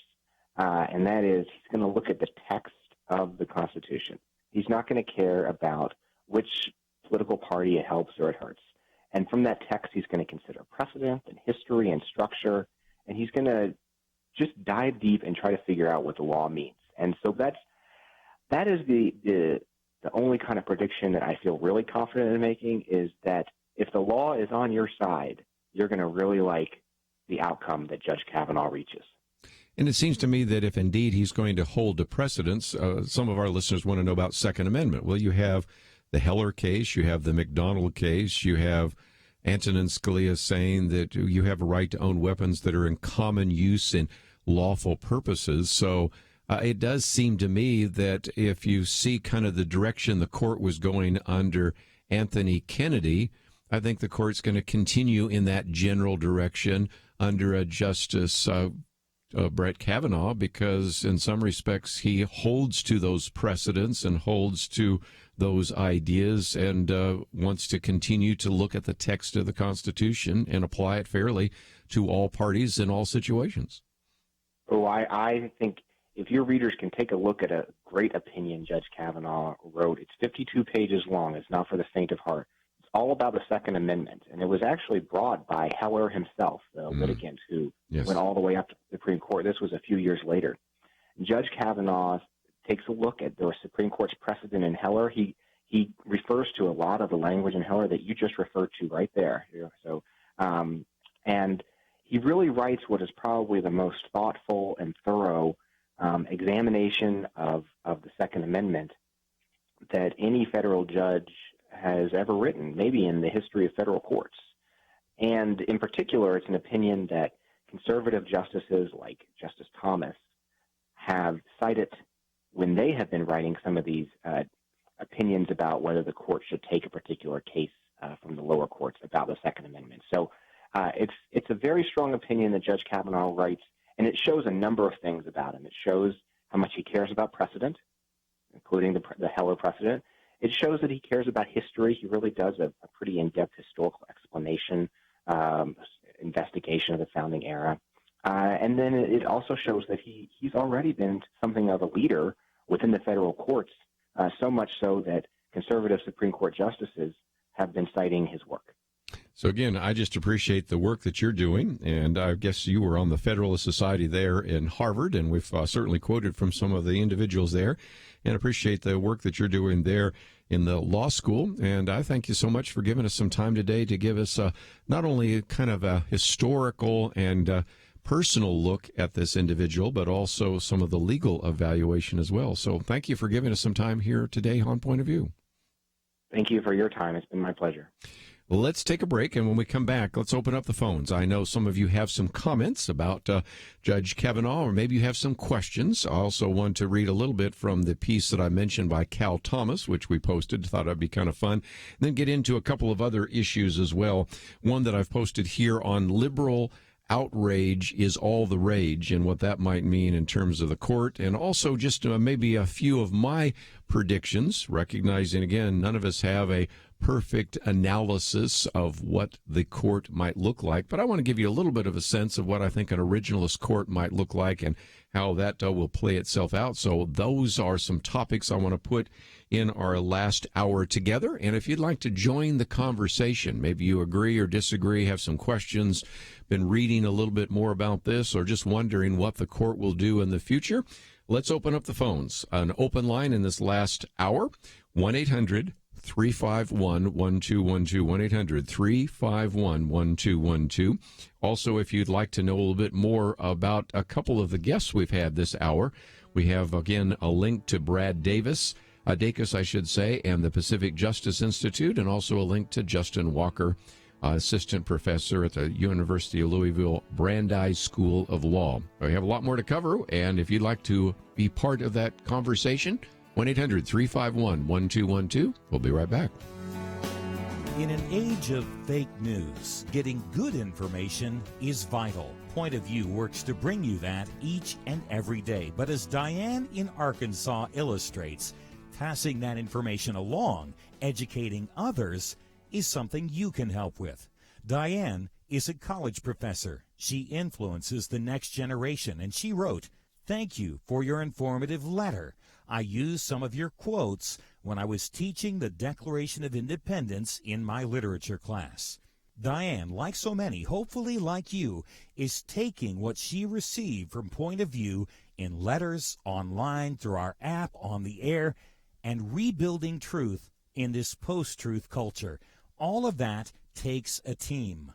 Join the truth team at Point of View. Find out how you can help at 1-800-347-5151. 800-347-5151. Or sign up online at pointofview.net/team. Show your commitment. Make a difference today, right now. Pointofview.net/team and 800-347-5151. Point of View will continue after this.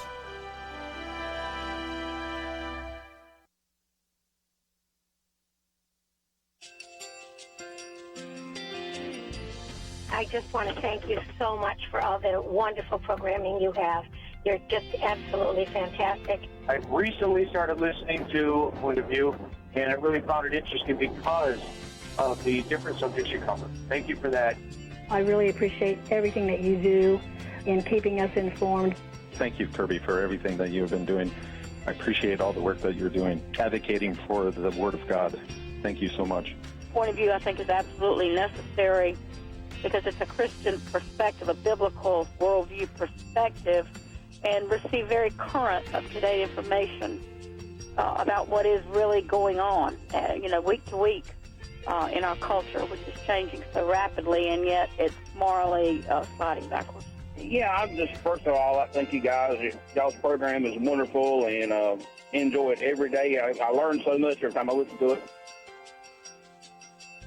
Point of View Radio Talk Show.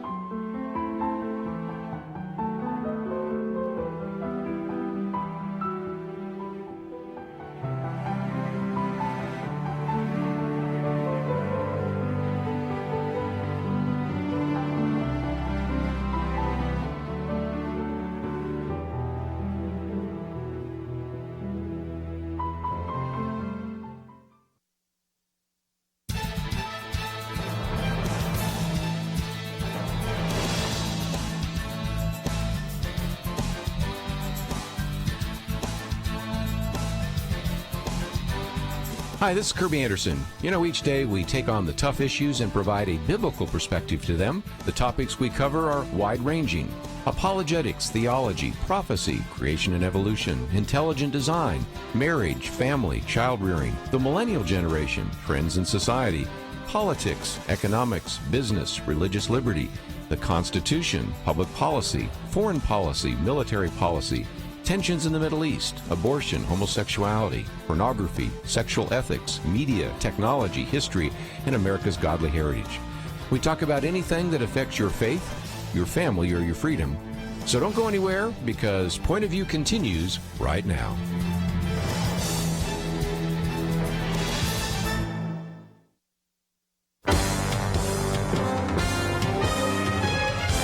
Across America, live. This is Point of View.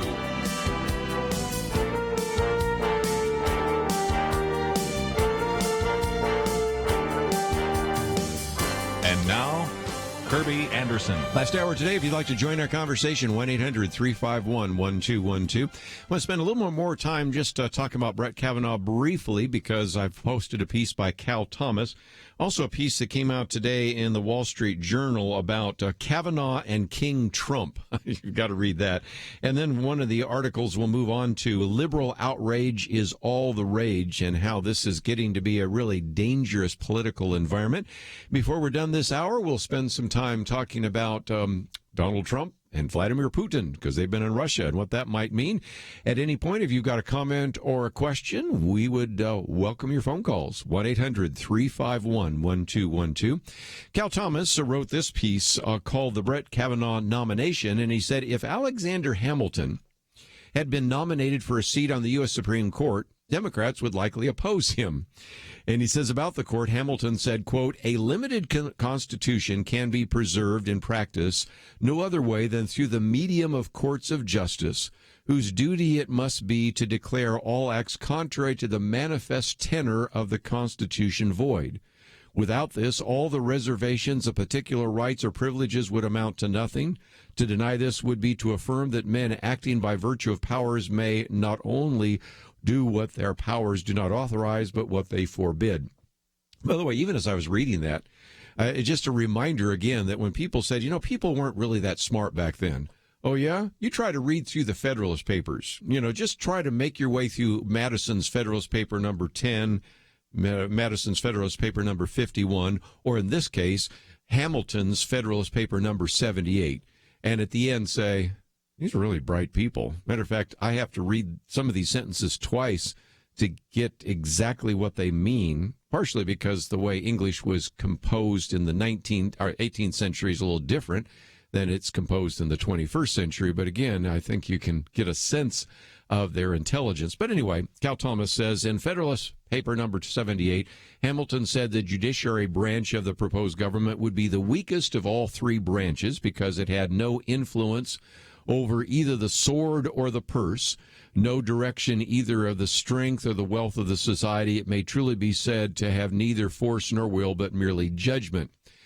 Unfortunately, that changed. What used to be the weakest branch of government, in some respects, is almost given a monarchical kind of association. If the Supreme Court, even in a 5-4 ruling, says that we are now going to outlaw any prohibition against same-sex marriage, all the states do so, and there's not even a further debate about it. It's just amazing how, in some respects, that's been the case, in part because so often the legislature has not wanted to take on some of those issues and has been willing to punt issues like one that we just talked about, affirmative action, busing, discrimination, abortion, euthanasia, same-sex marriage to the courts, and left it right there.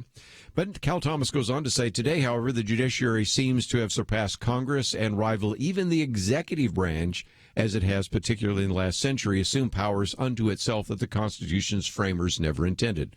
How true. He goes on to say that given his record and views on the Constitution, President Trump's latest Supreme Court nominee, Brett Kavanaugh, is in line with Hamilton's thinking, but out of line with Senate Minority Leader Chuck Schumer and most Democrats. Yet in a closely divided Senate, some Democrats may be needed to seat Kavanaugh, given the uncertainty of how Senator Susan Collins from Maine and Senator Lisa Murkowski from Alaska, both pro-choice on the issue of abortion, will vote. Then for some, there's the issue of Kavanaugh's Catholic faith, which Senator Dianne Feinstein has already disparaged. Last year during the confirmation hearings, which we just alluded to a minute ago, Notre Dame Law School professor Amy Coney Barrett for the U.S. Court of Appeals for the Seventh Circuit, Feinstein said, "Your dogma lives loudly within you, and that's of concern when you come to big issues that large numbers of people have fought for years in this country." Would Feinstein be equally concerned that an atheist might impose his or her views on the Constitution if those views tracked with the verse from the Old Testament with which Feinstein, born into a Jewish family, might be familiar? And that is Judges 21. In those days, Israel had no king. All the people did what seemed right in their own eyes. Cal Thomas goes on to say, for some Democrats, it's all about abortion and same-sex marriage, neither of which are mentioned in the Constitution, both of which have been created as rights by a majority of justices who, as he points out, actually appears to be in public opinion with their own biases rather than to the nation's founding document. And then he said Rush Limbaugh had a good suggestion for Republicans. On his radio show, Limbaugh said Republicans should dispense with a lengthy confirmation process and visits by Kavanaugh to the offices of individual senators. They know him because he has visited them before in his previous confirmation, and get right to a confirmation vote. Don't let senators go home for summer recess, where they will be confronted by protesters and demands that they oppose him, he said. Don't allow TV ads designed to sway senators, the ad campaigns planned even before the nomination, to have an effect. Limbaugh wants Senate Majority Leader Mitch McConnell to schedule hearings next week, followed by a quick vote afterward. By the way, that won't happen, but it's a good idea. Democrats and big media will scream, but Republicans have an opportunity to do something they've traditionally been squeamish about: use power when they have it. If Republicans stay unified, and if they pick off 2 or 3 Democrats who are up for re-election in states where Donald Trump won handily in 2016, Kavanaugh, with his stellar credentials, could be easily and properly confirmed. So that's the Cal Thomas piece there. And I thought I would address real quickly one of the conspiracy theories that have come forth. You know that, indeed, if you are a Democrat and you want to oppose this nomination, it's going to be tough sledding. So you got to come up with something. You know, of course, the late-night TV talk shows have had fun with the fact that his name is Brett. You know, sounds like a frat boy. Really? That's the best you got? But nevertheless, here's one that has come forward, and that comes from Adam Schiff, who is the Democrat from California. He asked the question on CNN, can the president pardon himself? Can the president pardon his own family? Can the president be held liable for obstruction of justice? Or is he essentially, as Rudy Giuliani and others argue, above the law because he is the law and he can't be held to be obstructing the law? If these cases go to the court and Kavanaugh is sitting on the court and rules in the president's favor, that opinion will have no respect in the public because it will be tainted by the suspicion that he was chosen expressly for that purpose. So the theory, and it's been reaffirmed in a little different way by Chuck Schumer, is that the reason Donald Trump has put forward Brett Kavanaugh is, one, to take distraction away from the Mueller investigation, which I don't think is true. And number 2 is that he would then be a deciding vote if indeed there was an attempt to question whether or not the president could pardon himself. Now, what I'll say when we come back from the break is the theory, and it is quite the conspiratorial theory, fails at so many different levels. First of all, it's unlikely that indeed there is going to be any kind of indictment against the president. Even if there is, it's even less likely that that case would go before the Supreme Court. And even if it did, the only way you really could remove the president from office would be through impeachment hearings, which would not be tried by Justice Kavanaugh in the first place. Other than that, it's a really interesting theory. Just fails at every point. We'll come back and talk more about that right after this.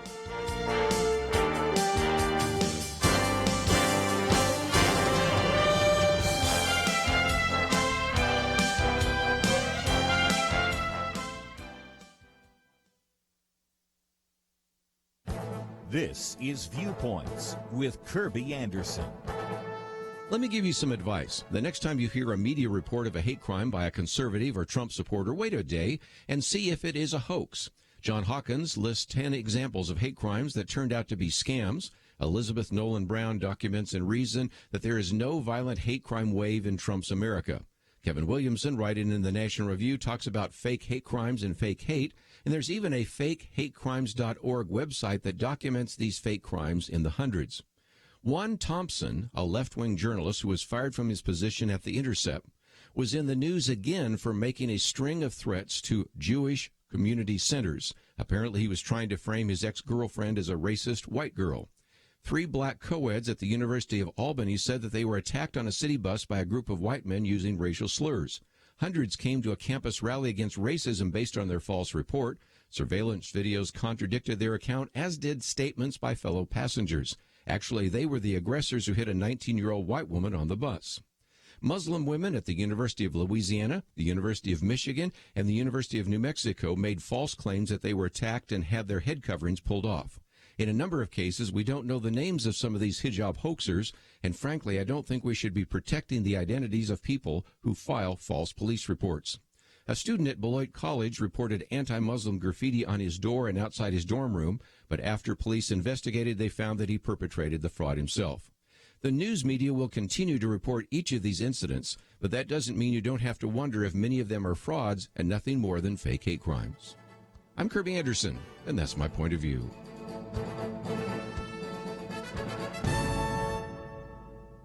Take Kerby and the Point of View team with you on the go with the Point of View app. Search for Point of View Radio at the Apple or Google Play stores.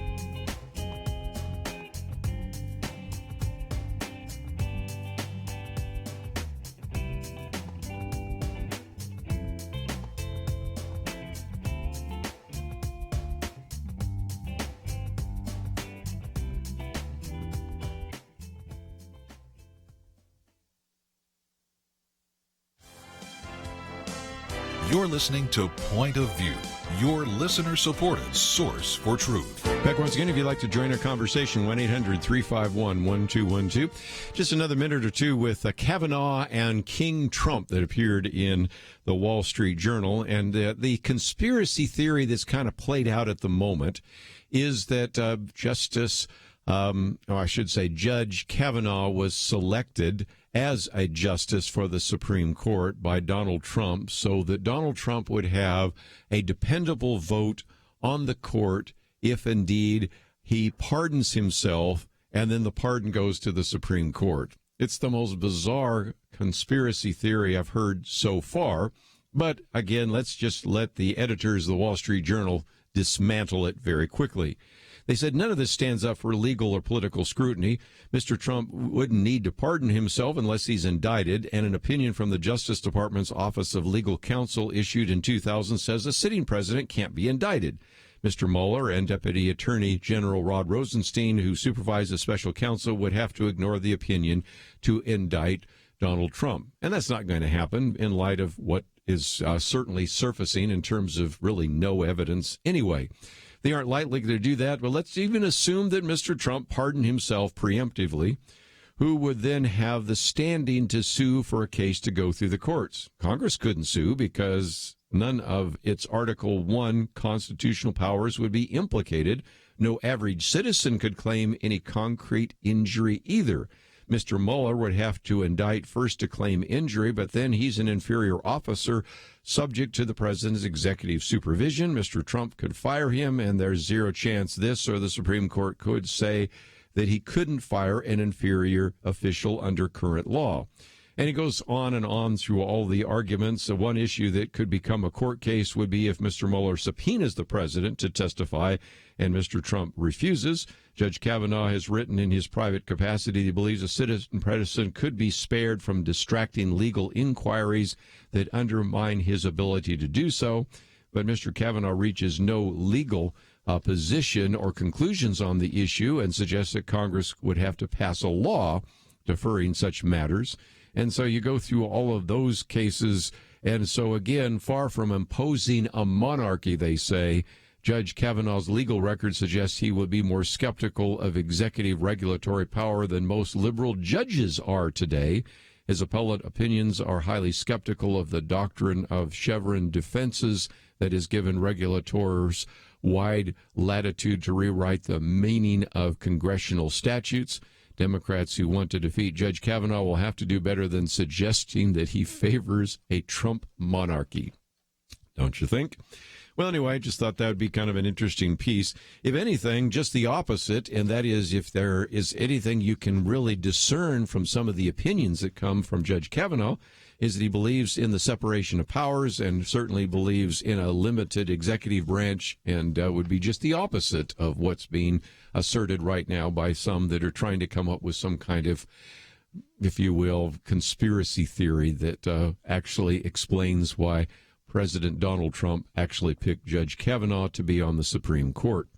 Let me, just before we take a break, though, also address another issue. And one of those is this fear-mongering that's come from the left about the fact that this newly constituted Supreme Court would overrule various precedents and it would rule on various social issues, and that this is the danger of having an originalist court. Now, what do I mean by an originalist court? I've sort of alluded to it already, but let me again define it. It's an individual who looks at the original intent of the Constitution, and so those are individuals called originalists. Let me look at a couple of cases that I think are going to be somewhat easy to predict, and recognize that Justin Walker wasn't willing to predict them, but I'll crawl out on a limb a little bit and give you some suggestions. Let's take the one that we did talk about with him last hour, and that is the issue of affirmative action. An originalist court would look at the fact that the Supreme Court rulings in the past, in most cases, have looked at what's called equal protection. That is, every person should have an equal standing before a law, a statute, a regulation, or even a court. And so that would mean that you, if you were an originalist, that you would actually favor a colorblind court and a colorblind kind of interpretation of the Constitution, that you would say that equal protection would not allow you to favor one race over another.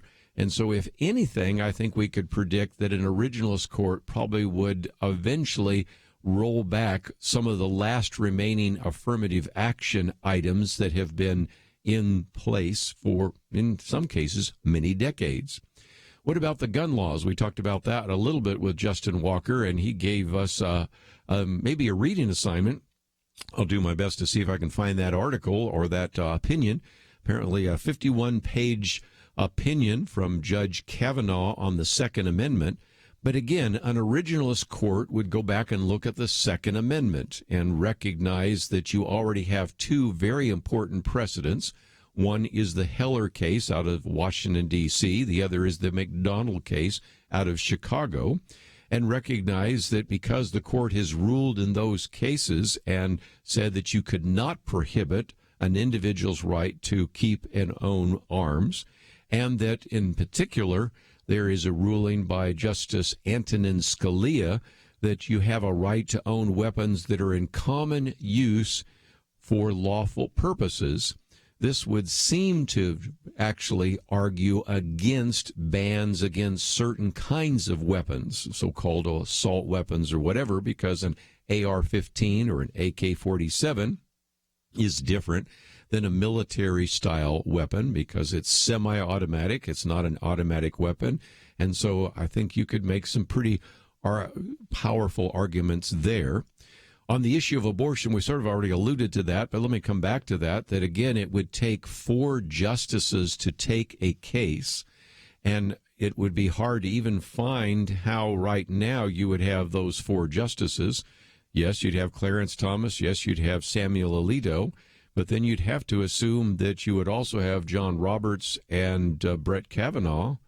And I'm not sure that you have those. So, it would just be difficult to see how in many of those cases they would come to the court. But more importantly, it takes 4 to take a case. It takes 5 to actually win a case and to take a particular court ruling on the issue of abortion that might have been a very narrow ruling and use that to overturn a 1973 case of Roe versus Wade. I think if it happens at all, it's not going to happen in the near term for sure. And then on the issue of religious liberty, that's where I think you're going to see a continuation of most of these rulings. As we've talked about before, we've had all these different rulings on what you might call compelled speech.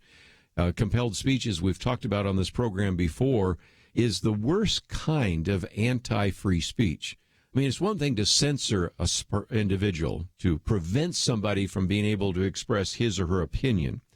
But it's even worse when you want to force a citizen to voice or create or fund contrary activities. And we've had these 3 cases that have come down in the last 2 months that illustrate the court's willingness to strike down compelled speech. You have the case out of Colorado, which revolves around Jack Phillips, the Christian baker, and the court ruled against the state of Colorado and even had some pretty strong statements, in this case by Justice Anthony Kennedy, where it described the baker's faith as the most despicable pieces of rhetoric that people can use.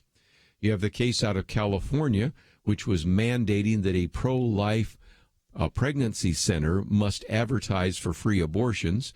And again, you have Justice Kennedy, who encouraged the legislators to go back and read the First Amendment and the Bill of Rights. And then the third case, which we've also mentioned when we were talking with Brad Dacus out of Illinois, that would force state employees to subsidize a public employee union that takes political or labor positions contrary to the views of the employees. And again, a quote from, in this case, a majority opinion by Justice Alito, Samuel Alito, which he quotes from the famous phrase by Thomas Jefferson, that to compel a man to furnish contributions of money for the propagation of opinions which he disbelieves and abhors is sinful and tyrannical. So I think in each particular case, you have a ruling that says we're not going to force an American citizen to voice ideas that are contrary to his or her views, to create things which are contrary to their views, or to fund things which are contrary to their ideas and activities. And so I think, if anything, that's kind of what we should expect from an originalist court if indeed Judge Brett Kavanaugh becomes Justice Brett Kavanaugh. When we come back, I want to talk a little bit about liberal outrage and also maybe some concluding comments about the meeting between Donald Trump and Vladimir Putin. All that coming up right after this.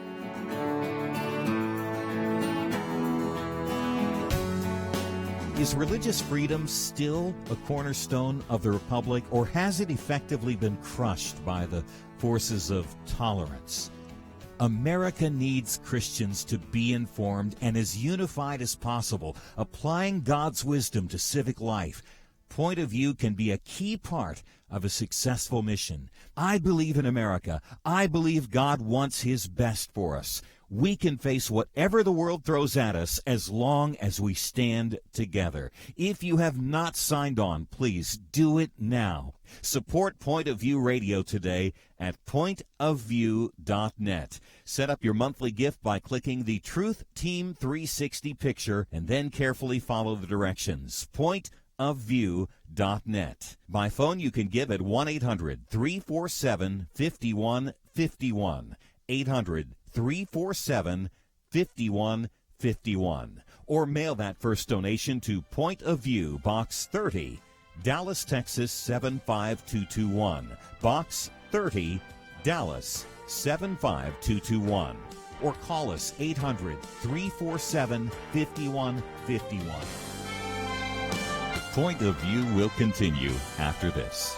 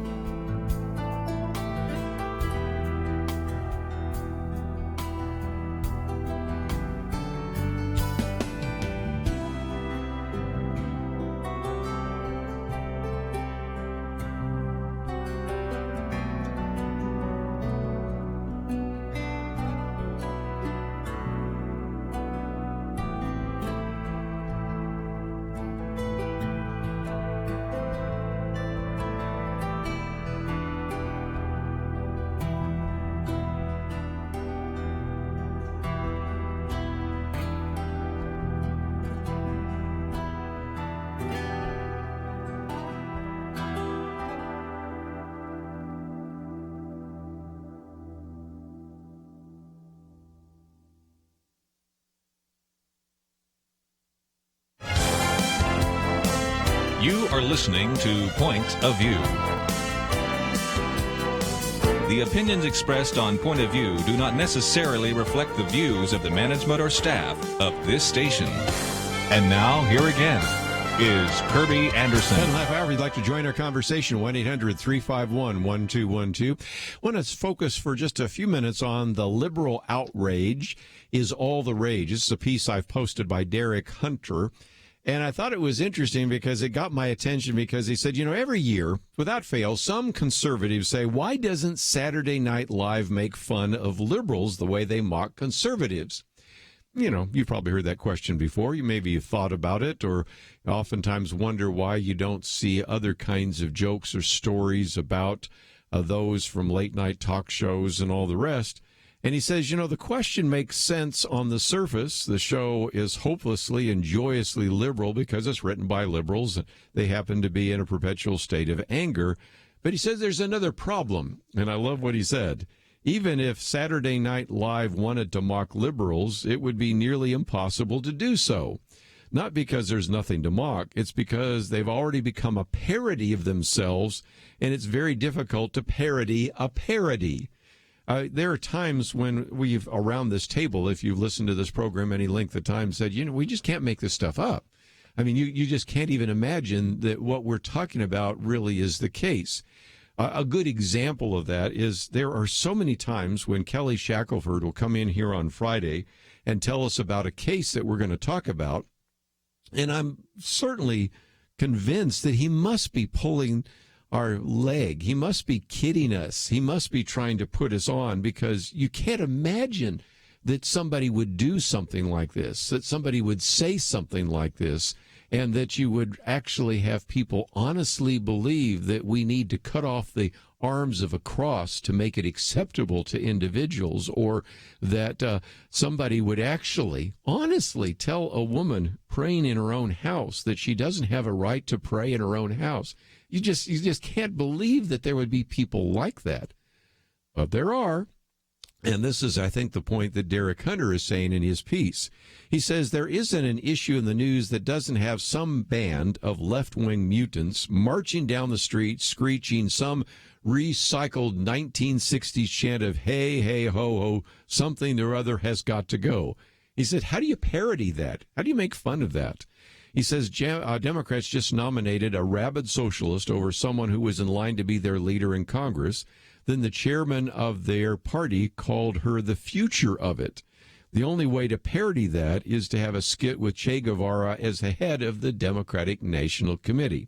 Of course, he's talking about, in this case, Alexandria Ocasio, who, by the way, was on a talk show which has been revitalized called Firing Line. Now, those of us a little bit older might remember Firing Line. It was done by William F. Buckley.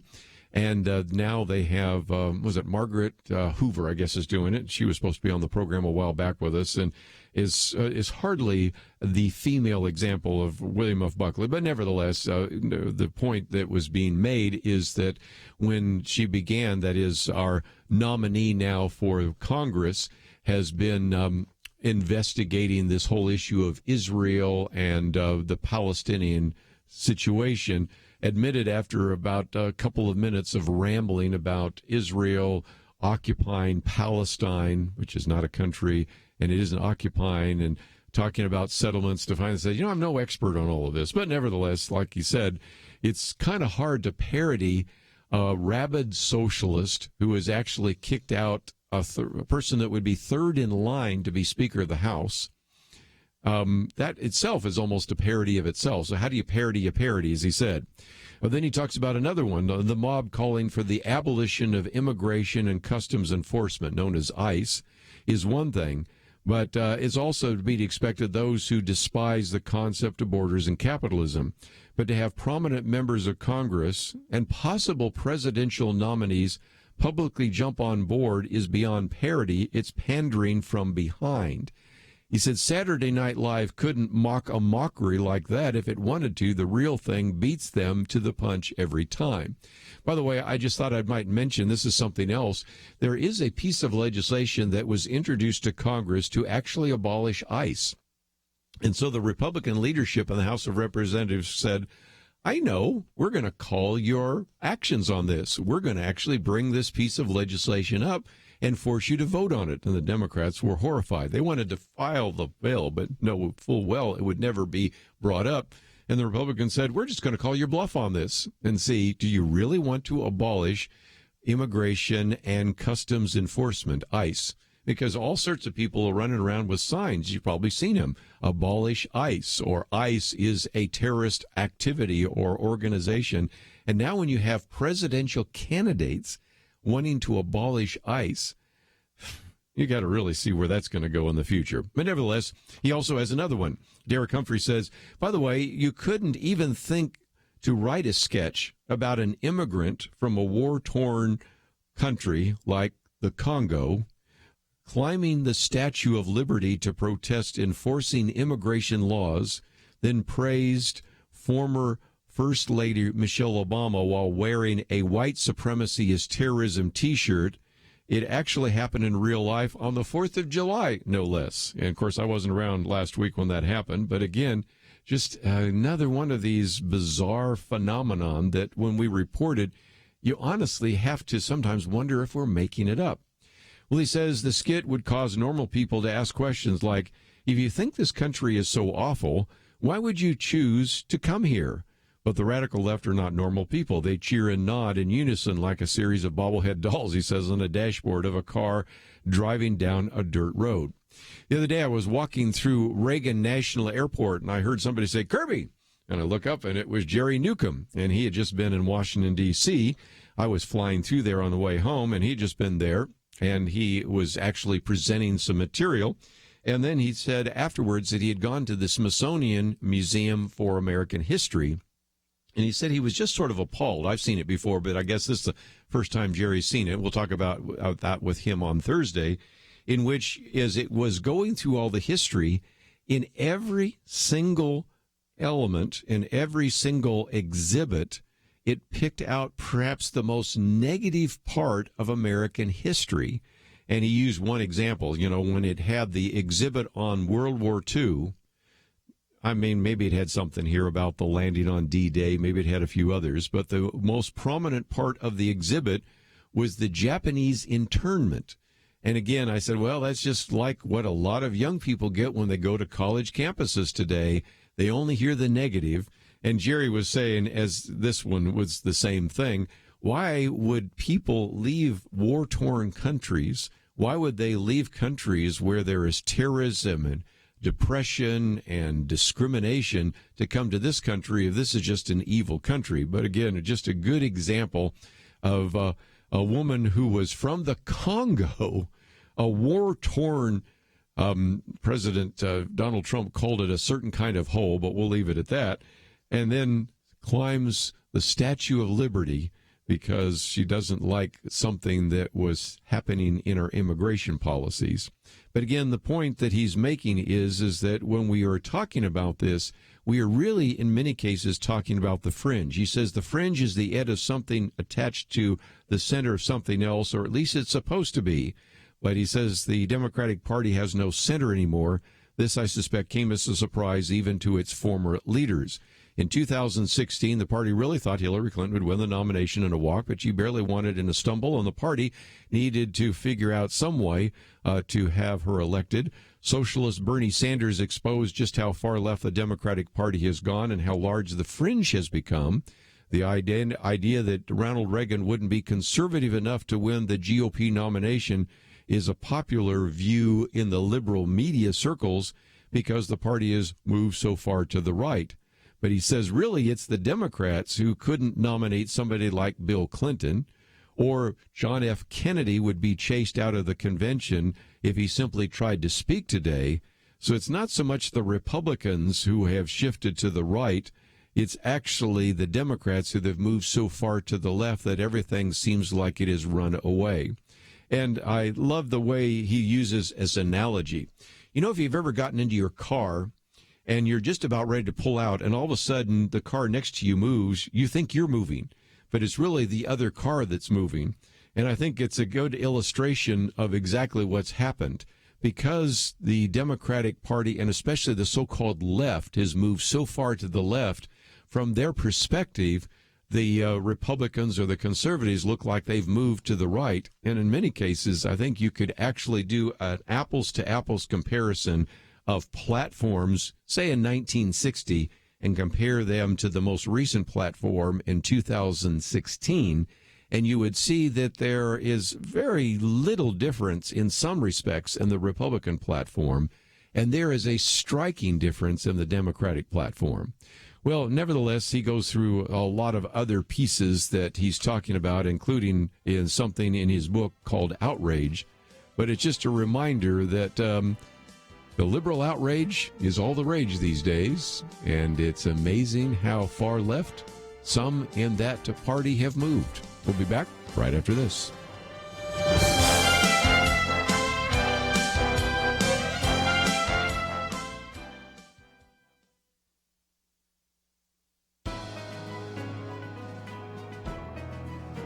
Welcome to the First Liberty Briefing. I'm Jeremy Dice. Evelyn Shatkin, Linda Shiflett, and Doug Maples took prayer seriously. So seriously, in fact, that they decided to meet together after work and pray for a colleague that had been causing them problems. They met at the cubicle of their colleague after work on a day that she was not even in the office. Their prayer got pretty serious. They anointed the cubicle with oil, according to Shatkin's religious tradition. They prayed for peace and joy for their colleague. They even commanded demons to leave their colleague as they prayed. Word got back to the supervisors about the after-hours prayer meeting, and after an investigation, the supervisor concluded that, quote, the nature, the manner that they're praying, what language they're using, determines whether the prayer was harassment. Human Resources agreed and notified the prayer givers that they would be terminated for their harassing prayers. Shatkin and Shiflett asked for a religious accommodation for the prayers, but that was denied. They were fired. First Liberty Institute took up their case. A federal district court sided with the employees as it concluded, quote, can a prayer for someone constitute harassment when the alleged object of the prayer is unaware of it? This court suspects not, unquote. In fact, the court concluded that the college's own policies protected the prayers of these employees. Firing someone for their peaceful exercise of religion at work doesn't have a prayer. To learn how First Liberty is protecting religious liberty for all Americans, visit firstliberty.org. You can learn how to protect religious freedom in the workplace, public schools, your church, the military, and more by downloading First Liberty's free Religious Liberty Protection Kits at firstliberty.org. That's firstliberty.org. If you want hope for religious freedom, go to firstliberty.org.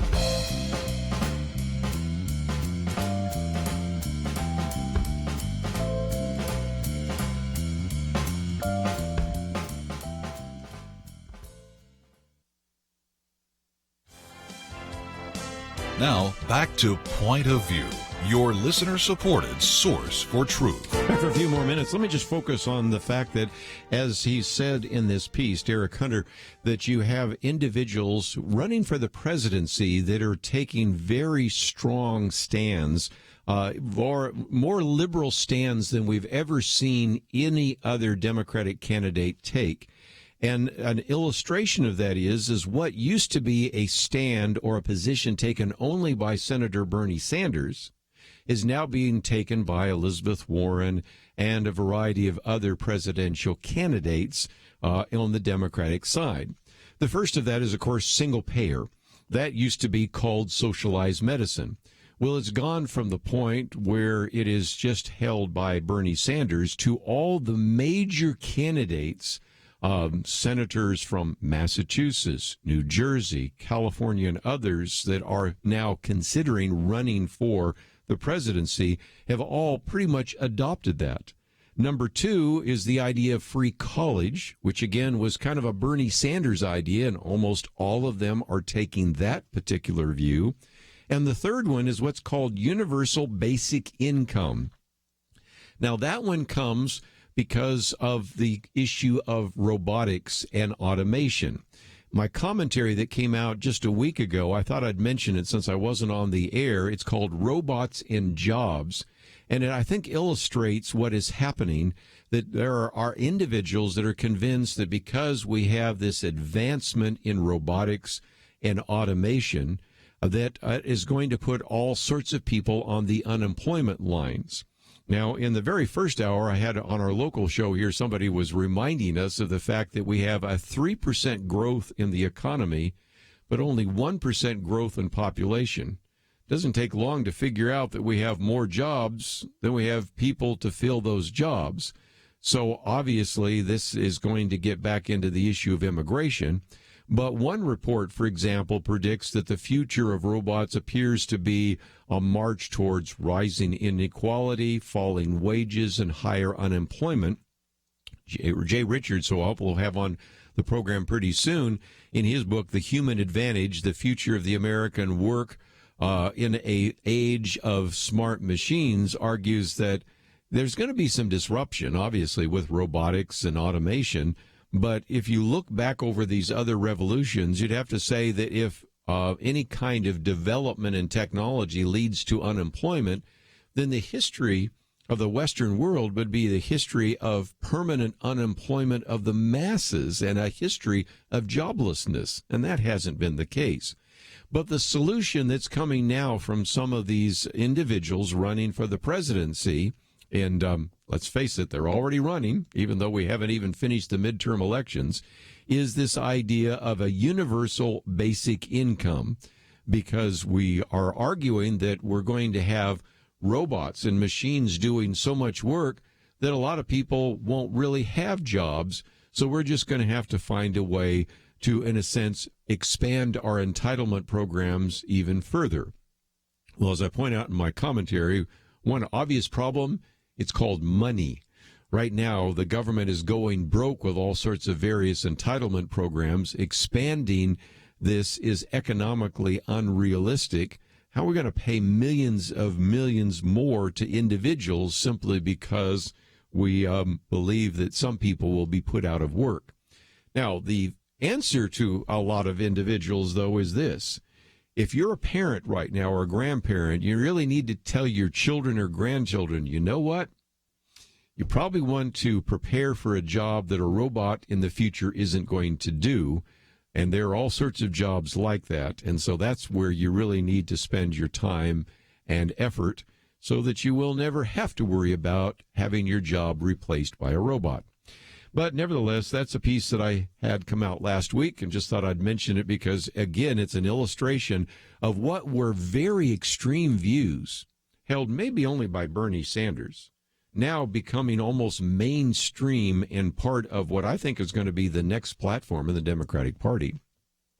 Well, the president has been in Russia, and I think it's important to recognize that Russia is certainly not our friend, and this is a sad commentary that sometimes when the president, Donald Trump, meets with Kim Jong-un in North Korea, or he meets now with Vladimir Putin from Russia, he says, well, things are fine. We got along just well. Well, I think it's important to remind ourselves that, of course, there's been the question of whether or not there has been hacking of the U.S.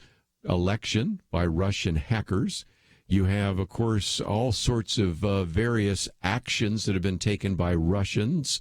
You have the Russian-aligned separatists that shot down the Malaysian airline jet full of innocent citizens. You have, of course, all the way back to 1983, the Soviet military shooting down Korean Airlines 007, and Ronald Reagan calling it a crime against humanity. You have all sorts of evidence that Russian intelligence used a nerve agent in Salisbury, England. You have, of course, the willingness of Russia to support Syria's Bashar al-Assad.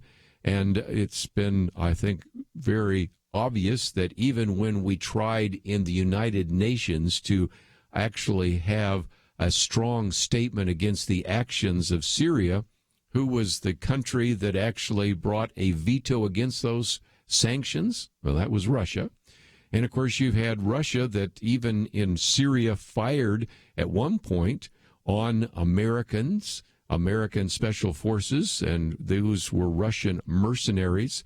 And you have, of course, Russia conducting mock invasion drills just beyond the territorial waters of NATO members.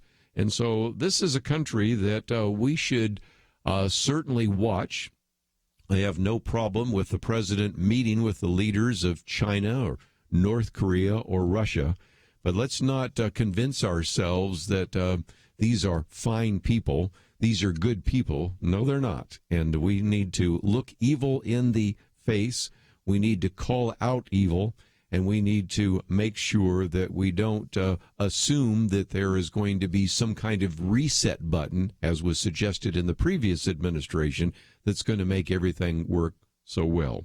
We still live in a dangerous world, and we need to have clear thinking on the part of our president and those individuals who are our Secretary of Defense, our Secretary of State, as well as our Homeland Security Secretary, as we go into the 21st century, recognizing that it's still a dangerous world and one where we need to be praying for our president. And as we have shared in the last hour, to pray for the upcoming confirmation hearings for the nominee, Judge Brett Kavanaugh. So let me encourage you to go to our website today and find some of the articles that we've posted. I think you will find those helpful in terms of understanding a little bit more about Brett Kavanaugh. We've posted articles by Brad Dacus, by Justin Wheeler, as well as by Cal Thomas. This piece by Derek Hunter, very good piece. Liberal outrage is all the rage. And then, of course, some of my commentaries, which we've posted here as well. I quoted from my commentary on robots and jobs. And, of course, my commentary today is on fake hate crimes. If nothing else, one of the things I like to do on Point of View is help you develop some discernment. And when you have the media covering a hate crime, sometimes it is a hate crime, but sadly, so often, they tend to be a fraud, a fake. And only later do we find out that this was just one more attempt to whip up some kind of anti-Trump mindset or anti-conservative mindset or anti-Christian mindset. And so, again, that is a commentary that I would encourage you to read, to print up, maybe pass around, and use effectively to teach everybody a little more discernment.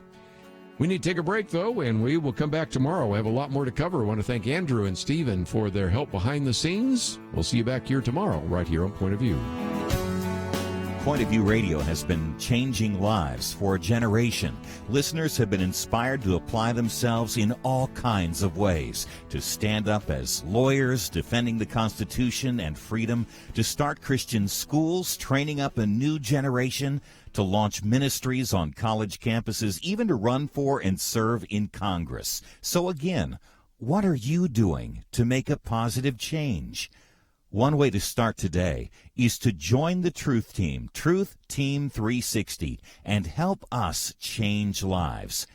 Our nation needs a Truth Team very badly. Support Point of View Radio today at pointofview.net. Set up your monthly gift by clicking the Truth Team 360 picture and then carefully follow the directions. pointofview.net. By phone, you can give at 1-800-347-5151, 800-347-5151. Or mail that first donation to Point of View, Box 30, Dallas, Texas 75221. Box 30, Dallas 75221. Point of View is produced by Point of View Ministries.